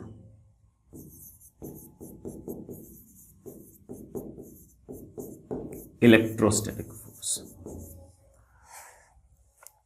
ठीक है सर, ये कंजर्वेटिव होगा, इस बात का आइडिया कैसे लगा? देखो यार, इस बात का आइडिया मैं एक छोटे से एग्जांपल से दे सकता हूं। मान लो कि आपके पास लेट से ये कोई ना कोई क्यू चार्ज है। इस क्यू चार्ज को मैंने मान लो इस तरह से फिक्स कर रखा है और इससे आर डिस्टेंस दूर ये एक दूसरा स्मॉल क्यू चार्ज है। ये वाला क्यू चार्ज इस स्मॉल क्यू चार्ज को बाहर की तरफ ऐसे रेपेल करेगा किसी न किसी इलेक्ट्रोस्टैटिक फोर्स से। इस क्यू चार्ज को आप यूं चलाओ सर्कल के अलोंग। डिस्प्लेसमेंट जो होगा वो तो ऑफ कोर्स बड़ा टेंजेंशियल डायरेक्शन में होगा। इलेक्ट्रोस्टैटिक फोर्स जो होगा वो ऐसे रेडियल डायरेक्शन में होगा, दोनों को जोड़ने वाली लाइन के अलोंग। तो हमेशा ही इन दोनों के बीच जो एंगल है वो आपका 90 आएगा। और अगर एंगल 90 आएगा तो इस छोटे से डिस्प्लेसमेंट के लिए जो वर्क डन होगा वो आएगा electrostatic force into displacement into cos of angle between force and displacement, that is 90। But cos 90 तो 0 होता है, so this work done comes out to be 0। थोड़ी देर बाद में यही वाला बड़ा चार्ज चलते चलते चलते लेट से यहां कहीं पहुंच गया, तो ये वाला कैपिटल क्यू चार्ज इस क्यू चार्ज को ऐसे रेपेल करेगा रेडियल डायरेक्शन में, और मैं इस क्यू चार्ज को सर्कल के अलोंग चला रहा हूं, तो डिस्प्लेसमेंट ऐसे आएगा ds। फोर्स और डिस्प्लेसमेंट के बीच में एंगल कितना आएगा 90। यही वाला क्यू चार्ज चलते चलते चलते बेटा यहां पर आ गया, तो ये वाला क्यू चार्ज इस क्यू चार्ज को रेपेल करेगा ऐसे, मैं सर्कल के अलोंग डिस्प्लेसमेंट कर रहा हूं ऐसे। यही वाला क्यू चार्ज चलते चलते बेटा लेट से यहां कहीं आ गया, तो ये वाला क्यू चार्ज इस क्यू चार्ज को रेपेल करेगा ऐसे, डिस्प्लेसमेंट होगा ऐसे, एंगल कितना आएगा 90। हर जगह फोर्स और डिस्प्लेसमेंट के बीच में एंगल 90 आएगा। तो यहां से चलाते चलाते चलाते वापस यहां अगर मैं लेकर आ भी गया तो नेट वर्क डन आपका 0 होगा। जहां से चलाया था वहीं लेकर मैं वापस आगे आ गया, और अगर आपका वर्क डन 0 है then you know it very well कि बेटा आपकी पक्की बात है कि ये वाला जो फोर्स है ये आपका कंजर्वेटिव फोर्स है। आई रियली होप आपको ये सारी बातें याद भी होंगी। ठीक है, तो ये जो आपका फोर्स है दोनों चार्जेस को जोड़ने वाली लाइन के अलोंग रहेगा। अच्छा, एक बात और बोलना भूल गया, ये मैंने आपको इलेक्ट्रोस्टैटिक्स वगैरह में पढ़ा भी रखा होगा। जब भी कोई फोर्स दो पार्टिकल्स को जोड़ने वाले लाइन के अलोंग लगता है, these kind of forces are also known as central forces. और मैंने उस टाइम ये लिखा दिया था आपको कि सेंट्रल फोर्सेज हमेशा ही कंजर्वेटिव होते हैं। तो ठीक है, अच्छी बात है ना। एक पॉइंट और मैं कह सकता हूं कि electrostatic force is a central force. But ऐसे सेंट्रल फोर्स शब्द पर बहुत ज़्यादा सोचने की जरूरत नहीं है। सेंट्रल फोर्स मतलब ऐसा फोर्स जो दो ऑब्जेक्ट को जोड़ने वाली लाइन के अलोंग लगता हो। ठीक है, इसके अलावा कुछ और खास सोचने की आपको जरूरत नहीं है। ठीक है, आगे चलते हैं बेटा। मैं इस ना ये जो के है ना इसकी थोड़ी सी और कहानी बताता हूं। इसके लिए एक बार हेडिंग लिखना,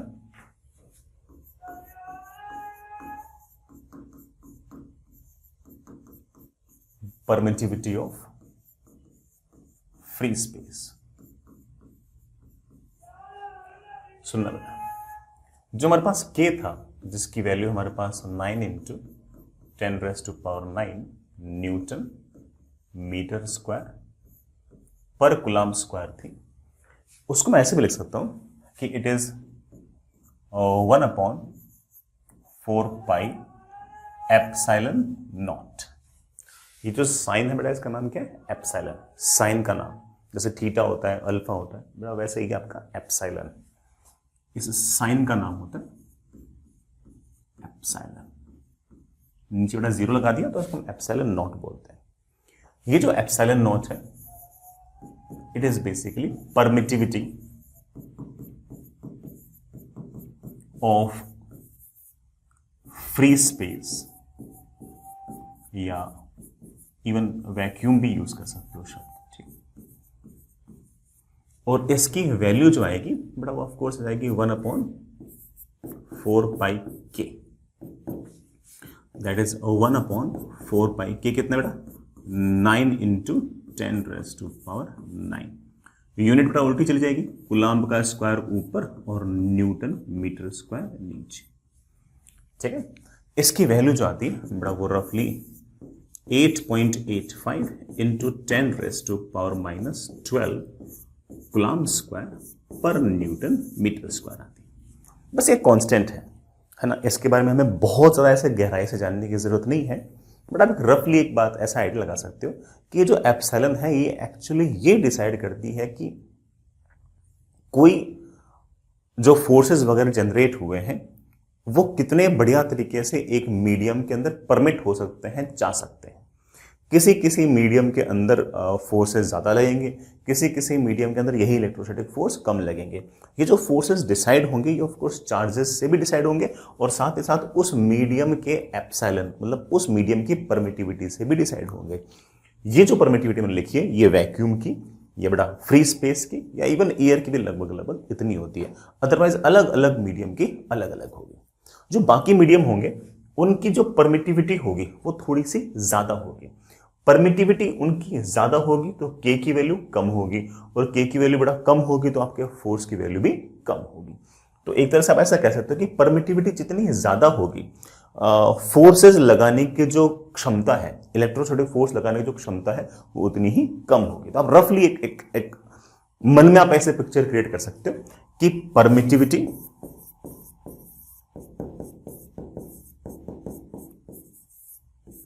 जितनी ज्यादा हुई बेटा, परमिटिविटी जितनी ज्यादा होगी के की वैल्यू उतनी ही कम होगी, और के की वैल्यू कम होगी तो ऑब्वियस बात बेटा आपके फोर्स की वैल्यू भी कम ही होगी। तो परमिटिविटी जितनी ज्यादा होगी फोर्स की वैल्यू उतनी ही कम होगी। तो मैं ऐसा कह पाऊंगा कि किसी भी मीडियम की परमिटिविटी जितनी ज्यादा है, परमिटिविटी जितनी ज्यादा है वो उतना ही ज्यादा एक तरीके से चार्जेस, उतना ही एक तरीके से इलेक्ट्रिक इफेक्ट को प्रोपोगेट कर सकता है और ज्यादा फोर्सेस लगा सकता है। ठीक है, अगर परमिटिविटी कम है तो मैंने उल्टा बोल दिया शायद, परमिटिविटी अगर कम है तो इसका मतलब आपके एप्सिलॉन की वैल्यू कम है, के की वैल्यू ज्यादा है, और के की वैल्यू अगर ज्यादा है तो ऐसे केस के अंदर बड़ा ज्यादा दूरी तक बड़े आराम से फोर्सेस लग सकते हैं और इलेक्ट्रिक इफेक्ट क्रिएट हो सकते हैं। इस परमिटिविटी की वैल्यू अगर ज्यादा है तो के की वैल्यू कम है, के की वैल्यू कम है तो फोर्स की वैल्यू कम है, फोर्स की वैल्यू अगर कम है तो इसका मतलब बहुत ज्यादा बढ़िया तरीके से फोर्स प्रोपोगेट नहीं हुआ है, ज्यादा फोर्सेस नहीं लगेंगे।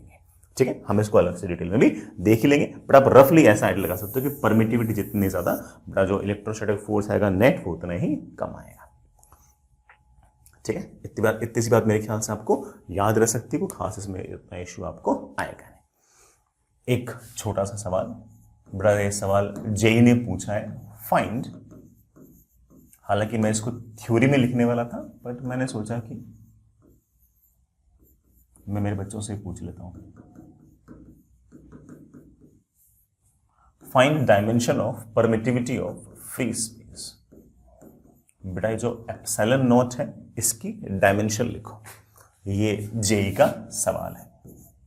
उसमें बस ऑप्शन दे रखे थे, मैंने एक तरह से सब्जेक्टिव सवाल पूछ लिया, कोई दिक्कत नहीं, कर लेंगे। एप्सिलॉन नॉट की अगर डायमेंशन लिखनी है तो ऊपर तो कूलम्ब का स्क्वायर मतलब चार्ज का स्क्वायर, चार्ज होता है आई टी तो उसका square I square T square, नीचे बड़ा force M L T minus 2, meter का स्क्वायर मतलब ऑफ कोर्स लेंथ का स्क्वायर, एम गया ऊपर, एल की पावर 3 गया ऊपर, टी की पावर बड़ा कितना बन गया 4, आई की power 2। This is the dimension of epsilon not. Of course not to remember, ऐसा नहीं कि हम ऐसे याद करने बैठ गए, मुझे खुद को याद नहीं है, निकाल लेंगे जब भी जरूरत आपको पड़ेगी। ठीक है, तो जब भी 2 पॉइंट चार्जर इस तरह से वैक्यूम में या एयर में पड़े हो तो आप इस तरह से फोर्सेस लिख सकते हैं। आगे चलते हैं। नेक्स्ट इज, अगर कोई और मीडियम हुआ तो क्या कहानी है? हल्की सी बड़ा कहानी चेंज होगी, सुनते हैं समझते हैं। ठीक है बच्चों, ये सारे की सारी बातें मेरे ख्याल से आप लोग याद रखो। आगे चलते हैं। नेक्स्ट इज, यही इलेक्ट्रोस्टैटिक फोर्स जो है ये दूसरे किसी मीडियम के अंदर कैसे लगेगा, कितना लगेगा, इसको भी डिस्कस कर लेते हैं। कि मान लो कि एयर ना हो, वैक्यूम ना हो, फ्री स्पेस ना हो, कोई और मीडियम हो, मान लो कि चार्जेस वाटर के अंदर पड़े हों, तो कितना इलेक्ट्रोस्टैटिक फोर्स लगेगा। चार्जेस अगर मान लीजिए कि बेटा कैरोसिन के अंदर पड़े हों, तब कितना इलेक्ट्रोस्टैटिक फोर्स लगेगा। तो उसका एक बेसिक आइडिया हम लोगों को होना चाहिए। तो पहले मैं एक छोटी सी एक बात समझा रहा हूँ बेटा, दैट इज पोलराइजेशन। ऐसे सिंपल सी बात है, बहुत सिंपल, बड़ा काम ऐसा है। जैसे मान लीजिए कि कोई लेट्स से कोई मॉलिक्यूल है, ठीक है, और उस मॉलिक्यूल के अंदर, किसी एटम के अंदर बीचों बीच बड़ा प्लस साइन होता है और चारों तरफ इलेक्ट्रॉन्स है ना वैसे से चक्कर काट रहे होते हैं। वो जो इलेक्ट्रॉन्स लगातार चक्कर काट रहे होते हैं, तो उनका जो सेंटर है ना, उनका जो सेंटर है वो एक्चुअली इसके ज्योमेट्रिकल सेंटर पर ही लाई कर जाता है, ठीक है, वही लाई कर जाता है। तो हम ऐसा रफली मान के कह सकते हैं कि प्लस बीचों बीच है, माइनस लगातार चारों तरफ घूम रहा है, उसका सेंटर ऑफ मास यहीं कहीं आएगा, तो बीच में ही प्लस और बीच में ही माइनस हम प्रैक्टिकली ऐसे मान सकते हैं। अगर मान लीजिए कि मैं इसके पास में कोई प्लस क्यू चार्ज लेकर आऊं, जैसे मैं प्लस क्यू चार्ज लेके आऊंगा तो जो माइनस क्यू चार्ज जो था ना वो हल्का सा प्लस क्यू की तरफ जाएगा, और ये जो पॉजिटिव चार्ज है ये हल्का सा दूर जाएगा।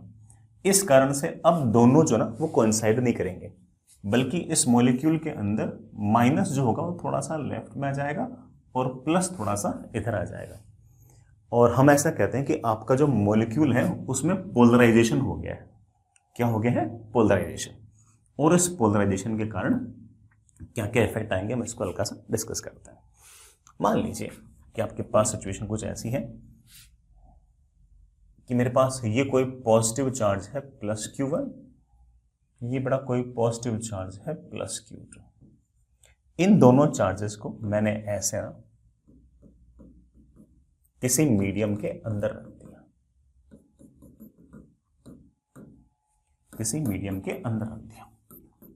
लेट्स से कि मैंने वाटर के अंदर रख दिया, ठीक है।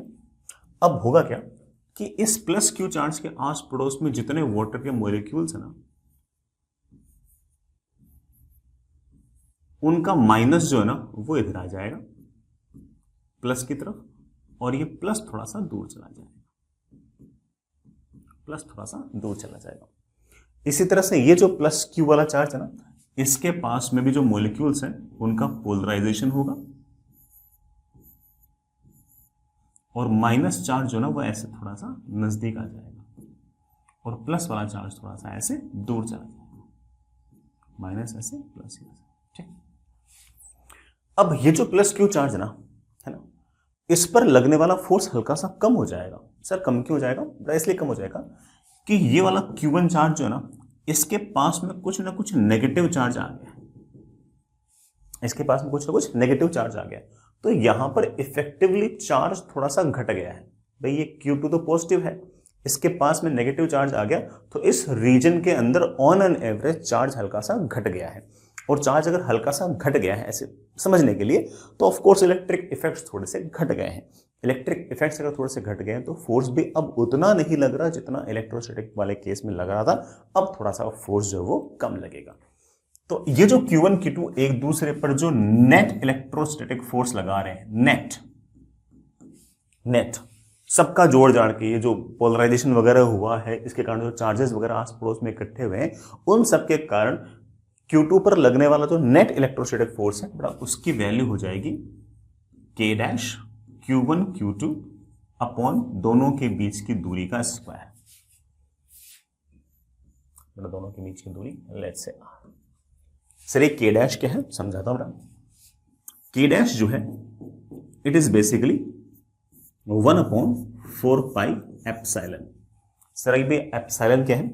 एप्सिलॉन तो साइन है, अदरवाइज इसका नाम तो तुम जानते हो बेटा क्या है? It is permittivity of this medium, जो मीडियम है उसका। It is permittivity of this medium, ठीक है ना। ये ऑब्वियस बात है किसकी प्रॉपर्टी होगी? ये it is property of medium, it is obviously property of medium. अलग अलग मीडियम के लिए इस एप्सिलॉन की वैल्यू या फिर परमिटिविटी की वैल्यू अलग अलग होगी, ठीक है। कोई कोई मीडियम ऐसा होगा जिसके अंदर इस तरह का पोलराइजेशन बड़ी आसानी से होगा। पोलराइजेशन बड़ी आसानी से होगा तो इस प्लस क्यू के पास में नेगेटिव चार्ज बहुत जल्दी आ जाएगा और बहुत ज्यादा आ जाएगा, और इस कारण से इफेक्टिव जो इलेक्ट्रिक इफेक्ट्स है वो घट जाएंगे। इलेक्ट्रिक इफेक्ट्स घट जाएंगे तो फोर्स उतना ही ज्यादा घट जाएगा। फोर्स घट जाएगा, इस बात का मतलब ये है कि के डैश घट जाएगा, मतलब आपके एप्सिलॉन की वैल्यू ज्यादा हो जाएगी। तो मैं ऐसा कह सकता हूं कि जिन मीडियम्स के अंदर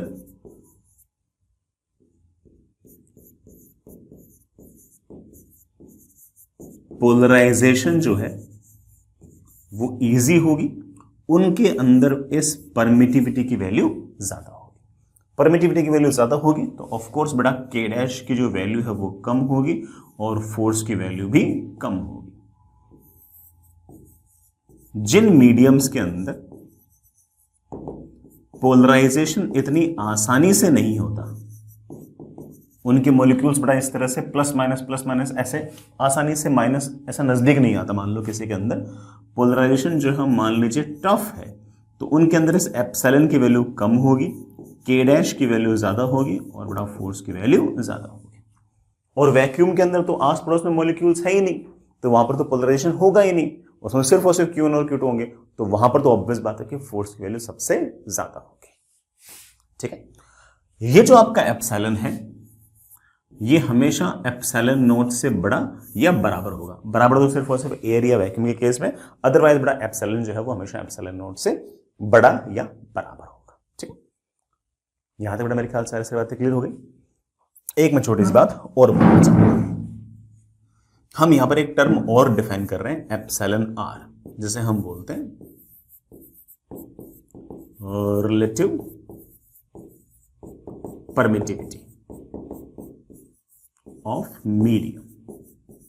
किसी भी मीडियम की रिलेटिव परमिटिविटी हम इस तरह से डिफाइन करते हैं कि उस मीडियम की परमिटिविटी कितनी है डिवाइडेड बाय एयर या वैक्यूम की परमिटिविटी कितनी है। मीडियम की परमिटिविटी डिवाइडेड बाय एयर या वैक्यूम की permittivity, it is simply permittivity of medium divided by permittivity of vacuum या फिर बड़ा फ्री स्पेस। बस अब ऑब्वियस बात बड़ा एप्सिलॉन हमेशा एप्सिलॉन नॉट से बड़ा ही है, बराबर तो सिर्फ वैसे वैक्यूम वाले केस में होता है। तो ऑब्वियस बात है कि इस एप्सिलॉन आर की जो वैल्यू है it will be always greater than और इक्वल टू 1। और ऑब्वियस बात है बड़ा जो यूनिट इसकी वही यूनिट इसकी, जो डायमेंशन इसकी वो डायमेंशन इसकी, तो ये जो आपका एप्सिलॉन आर है ये अपने आप में एक यूनिटलेस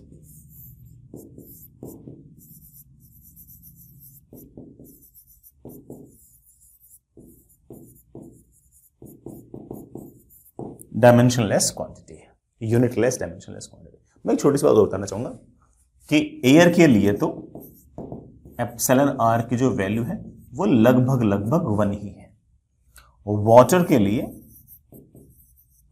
एप्सिलॉन आर की वैल्यू बड़ा रफली 81 के आसपास है, और मेटल के लिए एप्सिलॉन आर की वैल्यू बड़ा काफी बड़ी है, मतलब टेंडिंग टुवर्ड इनफाइनाइट टाइप आप कह सकते हो।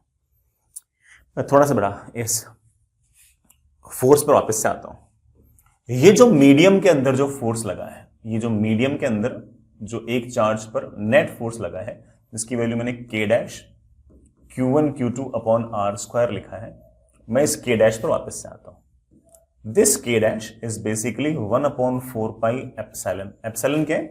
उस मीडियम की परमिटिविटी। मैं इसे ऐसे लिख सकता हूं कि it is 1/4 pi epsilon not into epsilon r. बड़ा कोई दिक्कत तो नहीं? मीडियम की परमिटिविटी लिख सकता हूं epsilon r into epsilon not, और ये जो 1/4 पाई एप्सिलॉन नॉट है ना, इसकी वैल्यू मैं पहले से जानता हूं। तो के डैश की मेरे पास वैल्यू आ गई है बड़ा कितनी, 9 into 10⁻⁹ divided by epsilon r. बड़ा बाकी मेरे ख्याल से यूनिट मेरे बच्चों को पहले से पता ही है, न्यूटन मीटर स्क्वायर पर कूलम स्क्वायर। तो के डैश की जो वैल्यू है वो आपके पास ये है। समझ गए इस बात को? के डैश की जो वैल्यू है वो एयर या वैक्यूम के लिए तो 9 इंटू 10⁻⁹ हो गई, किसी और मीडियम के लिए 9 into 10⁹ divide by epsilon r हो गई। तो के की वैल्यू बेसिकली 1/एप्सिलॉन आर टाइम्स हो गई है। के की वैल्यू अगर 1/एप्सिलॉन आर टाइम्स हो गई है तो हम कह सकते हैं कि फोर्स भी 1/एप्सिलॉन आर टाइम्स ही हो गई है। तो जैसे मैं एक छोटा सा कंपेरिजन करके बताऊं, सुन, मान लीजिए कि ये चार्ज है Q1, ये चार्ज है Q2 और इस Q1 Q2 के बीच का सेपरेशन बड़ा लेट से है R। तो ये दोनों एक दूसरे को ऐसे रेपेल करेंगे by some force. The value of force will be K Q1 Q2 upon R square. ठीक है, इट मेक सेंस। ये तो मेरे पास केस 1 था। केस 2 में मैंने क्या किया कि ये जो सेम चार्जेस हैं Q1 Q2, इन दोनों चार्जेस को मैंने R डिस्टेंस पर ही रखा, लेकिन इन दोनों को मैंने ऐसे किसी मीडियम के अंदर डुबो रखा है जिसकी रिलेटिव परमिटिविटी एप्सिलॉन आर है। अब हम जानते हैं कि इसके कारण क्या होगा। इसके कारण Q1 और Q2 के आस पड़ोस में कुछ पोलराइजेशन वगैरह होंगे और इस कारण से चार्जेस के ऊपर लगने वाले जो फोर्स होंगे वो हल्के से घट जाएंगे। Q1 पर इधर की तरफ कुछ ना कुछ फोर्स लगेगा F डैश, Q2 पर इधर की तरफ कोई ना कोई फोर्स लगेगा F डैश। इस F डैश की वैल्यू होगी इस मीडियम का K Q1 Q2 upon R square. इस मीडियम के K को मैं लिख सकता हूं, एयर में हमारा जो K था, एयर में हमारा जो K था डिवाइड बाई एप्सिलॉन आर। बड़ा चार्जेस वही है, बाकी सब कुछ वही है। ये जो K Q1 Q2 upon R square है, ये तो हमारा जानते बड़ा पुराना वाला फोर्स ही है। तो आप ऐसे कह सकते that comes out to be F divide by epsilon R. यहां पर अगर दोनों चार्जेस एक दूसरे पर अगर F फोर्स लगा रहे हैं तो यहां पर चार्जेस पर लगने वाला जो नेट फोर्स है वो F अपॉन एप्सिलॉन आर है, अगर बड़ा डिस्टेंस उतनी की उतनी है तो। ठीक है, ठीक है बच्चों, आगे चलें। नेक्स्ट इज, बड़ा कुछ सवाल करते हैं, बहुत ही छोटे छोटे आराम आराम से करने वाले ऐसे सवाल। दो चार्जेस हैं, एक चार्ज है बेटा 5 मिलीकूलम का, दूसरा चार्ज है -20 माइक्रोकूलम का। दोनों चार्जेस के बीच में जो सेपरेशन है वो 20 सेंटीमीटर है और मुझसे पूछा कि find electrostatic force between these two charges. Sir medium तो दिया ही नहीं, मीडियम नहीं दिया, इस बात का मतलब यह है कि ये वैक्यूम के अंदर या फिर एयर के अंदर पड़े। अगर किसी और मीडियम में पड़े होते तो बता रखा होता। ठीक है, ये चार्ज पॉजिटिव है, ये चार्ज नेगेटिव है, तो ऑब्वियस बात है कि दोनों फोर्सेस एक दूसरे को ऐसे अपनी तरफ अट्रैक्ट करेंगे। ये फोर्स F तो बड़ा ये वाला फोर्स भी बाई F। अगर हमसे कोई पूछे कि इस F की वैल्यू क्या है, हम बड़े आराम से निकाल देंगे। F की वैल्यू होगी K Q1 Q2 upon R square. K की वैल्यू हमें पता है कि एरिया वैक्यूम के अंदर 9 इंटू 10⁹ न्यूटन मीटर स्क्वायर पर कूलम स्क्वायर मल्टीप्लाइड बाय इसका चार्ज 5 इंटू 10⁻³ कूलम, इसका चार्ज बड़ा 20 माइक्रोकूलम, तो 20 इंटू 10⁻⁻6 कूलम। सर माइनस क्यों लिखा, मतलब नहीं है, हमें तो सिर्फ और सिर्फ मैग्नीट्यूड निकालना है, तो वो मतलब ऐसा है नहीं। हाँ, माइनस से एक फर्क जरूर पड़ा कि बड़ा फोर्स जो होगा वो अट्रैक्टिव होगा, वो डायग्राम में दिखा चुका हूं। अपॉन डिस्टेंस का स्क्वायर। अब डिस्टेंस 20 सेंटीमीटर है, तो 20 सेंटीमीटर ना लिख के बड़ा 0.2 मीटर लिखे। 20 सेंटीमीटर इज 0.2 मीटर, तो 0.2 मीटर लिखे। मीटर का स्क्वायर कैंसिल, कूलम का स्क्वायर, कूलम इंटू कूलम भी कैंसिल। मेरे पास आ गया 9 इंटू 10⁻⁹ और बेटा ये तो कैंसिल ही हो गया, तो 9 इंटू 5 इंटू 20। ठीक है, 9 इंटू 5 इंटू 20। 0.2 का स्क्वायर इज बड़ा ऑफ कोर्स 0.04। ये 2 0 पे बड़ा 2 0 पे आ गए, 4 से बड़ा ये कैंसिल, कितना आ गया 500। ठीक है ना, 500 इंटू 5 बड़ा कितना होगा 2500 इंटू 9। ठीक है, कितना आ गया 22500 न्यूटन। ये दोनों चार्जेस एक दूसरे पर इतना तगड़ा फोर्स लगा रहे होंगे, 22500 न्यूटन के आसपास का बड़ा फोर्स इस तरह से लगा रहे होंगे। आई रियली होप कि सारा का सारा सवाल बड़ा आपको समझ में आ ही गया होगा। आगे चले, नेक्स्ट इज अगला सवाल ऐसे थोड़ा कॉन्सेप्चुअल सवाल सही है, सुनिएगा। Find minimum electrostatic force between two point charges. दो पॉइंट चार्जेस हैं placed at separation of 5 millimetre in air. दो चार्ज पार्टिकल हैं Q1 और Q2। उन दोनों के बीच में जो सेपरेशन है वो बड़ा 5 मिलीमीटर है, तो 5 इंटू 10⁻³ मीटर लिख दो, और एयर के अंदर है। और मुझसे पूछा है कि दोनों के बीच में मिनिमम फोर्स कितना होगा। बड़ा फोर्स होगा of course K Q1 Q2 upon जो भी दूरी है उसका स्क्वायर। R जो है गिवन है, K जो है गिवन है। भाई एयर बोल दिया तो पता ही बेटा K की वैल्यू क्या है। Q1 Q2 नहीं दिए हुए, फिर सर आंसर कैसे निकालूं? ये बेटा सवाल के अंदर ही छुपी हुई वाली बात। मुझे कहा है कि इस फोर्स की लीस्ट वैल्यू लेनी है। फोर्स की अगर लीस्ट वैल्यू लेनी है तो Q1 Q2 की भी लीस्ट वैल्यू लेनी है। सर जीरो ले लो? यार जीरो नहीं ले सकते हैं, साफ साफ लिखा हुआ है कि पॉइंट चार्जेस है। चार्जेस तो है, तो लीस्ट चार्ज कितना हो सकता है? E। इलेक्ट्रॉन का चार्ज और प्रोटॉन का जो चार्ज है वो लीस्ट चार्ज है, जो इंडिपेंडेंटली एग्जिस्ट कर सकता है, इंडिपेंडेंटली एग्जिस्ट कर सकता है। मैंने पहले आपको बोल रखा है इंडिपेंडेंटली जो है वो E/2 या 0.5E या 0.3E एग्जिस्ट नहीं करता। तो Q1 Q2 की जो लीस्ट वैल्यूज पॉसिबल है बड़ा वो क्या है? E पॉसिबल है। सर E ही क्यों लिया? 2 टाइम्स E क्यों नहीं लिया? तो मुझे फोर्स कम से कम चाहिए, तो चार्जेस भी कम से कम। लीस्ट चार्ज जो एग्जिस्ट कर सकता है इंडिपेंडेंटली दैट इज E। तो मेरे पास फोर्स की वैल्यू आ गई है K 9 into 10⁻⁹ newton metre square upon coulomb square. Q1 Q2 दोनों ही हैं 1.6 इंटू 10⁻⁻19 कूलम्ब, तो दोनों सेम ही लिख दो। अपॉन बेटा दूरी का स्क्वायर 5 इंटू 10⁻³ मीटर का होल स्क्वायर। मीटर का स्क्वायर कैंसिल, कूलम्ब का स्क्वायर कैंसिल। 9 इंटू 10⁻⁹ बड़ा 1.6 का स्क्वायर तो 2.56 होता होगा। 2.56 इंटू 10⁻⁻38 अपॉन 25 इंटू 10⁻⁻6। ठीक है ना?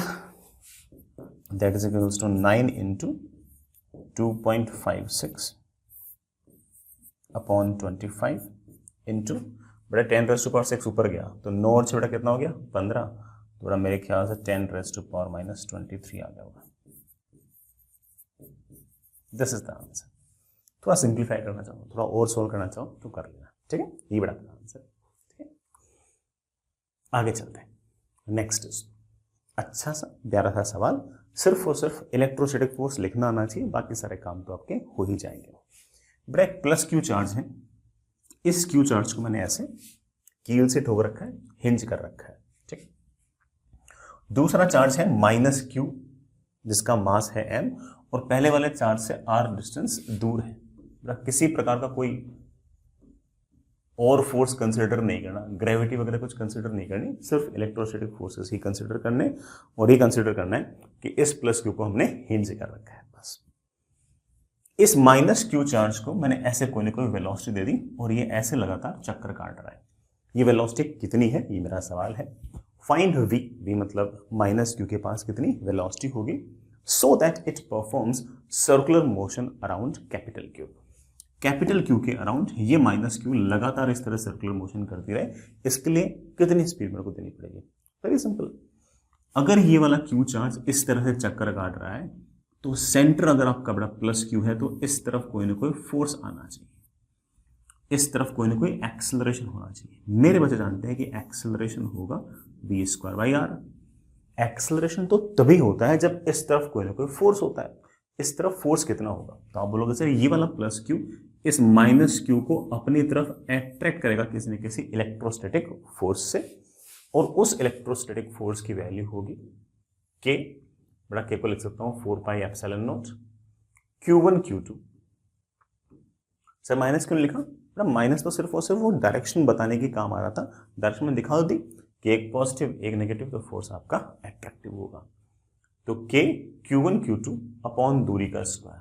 सर आपको पता कैसे चला कि सब कुछ एयर के अंदर ही है? मैं आपको पहले बोल चुका हूँ, कुछ ना बोल रखा हो तो हम तो एयर ही मानेंगे। This is the net force. And मेरे बालक जानते हैं कि net force is always equals to mass multiplied by acceleration. Force है अंदर की तरफ, एक्सेलरेशन भी अंदर की तरफ। This acceleration is known as your centripetal acceleration, v square by R. एक बड़ा आर से आर निपटा और मेरे पास v की वैल्यू आ गई under root of Q Q upon 4 pi epsilon naught M R. ये मेरे पास v आ गई। यही नहीं, इस चार्ज पार्टिकल की मैं एंगुलर वेलोसिटी भी निकाल सकता हूं। मेरे बच्चों को शायद याद भी होगा,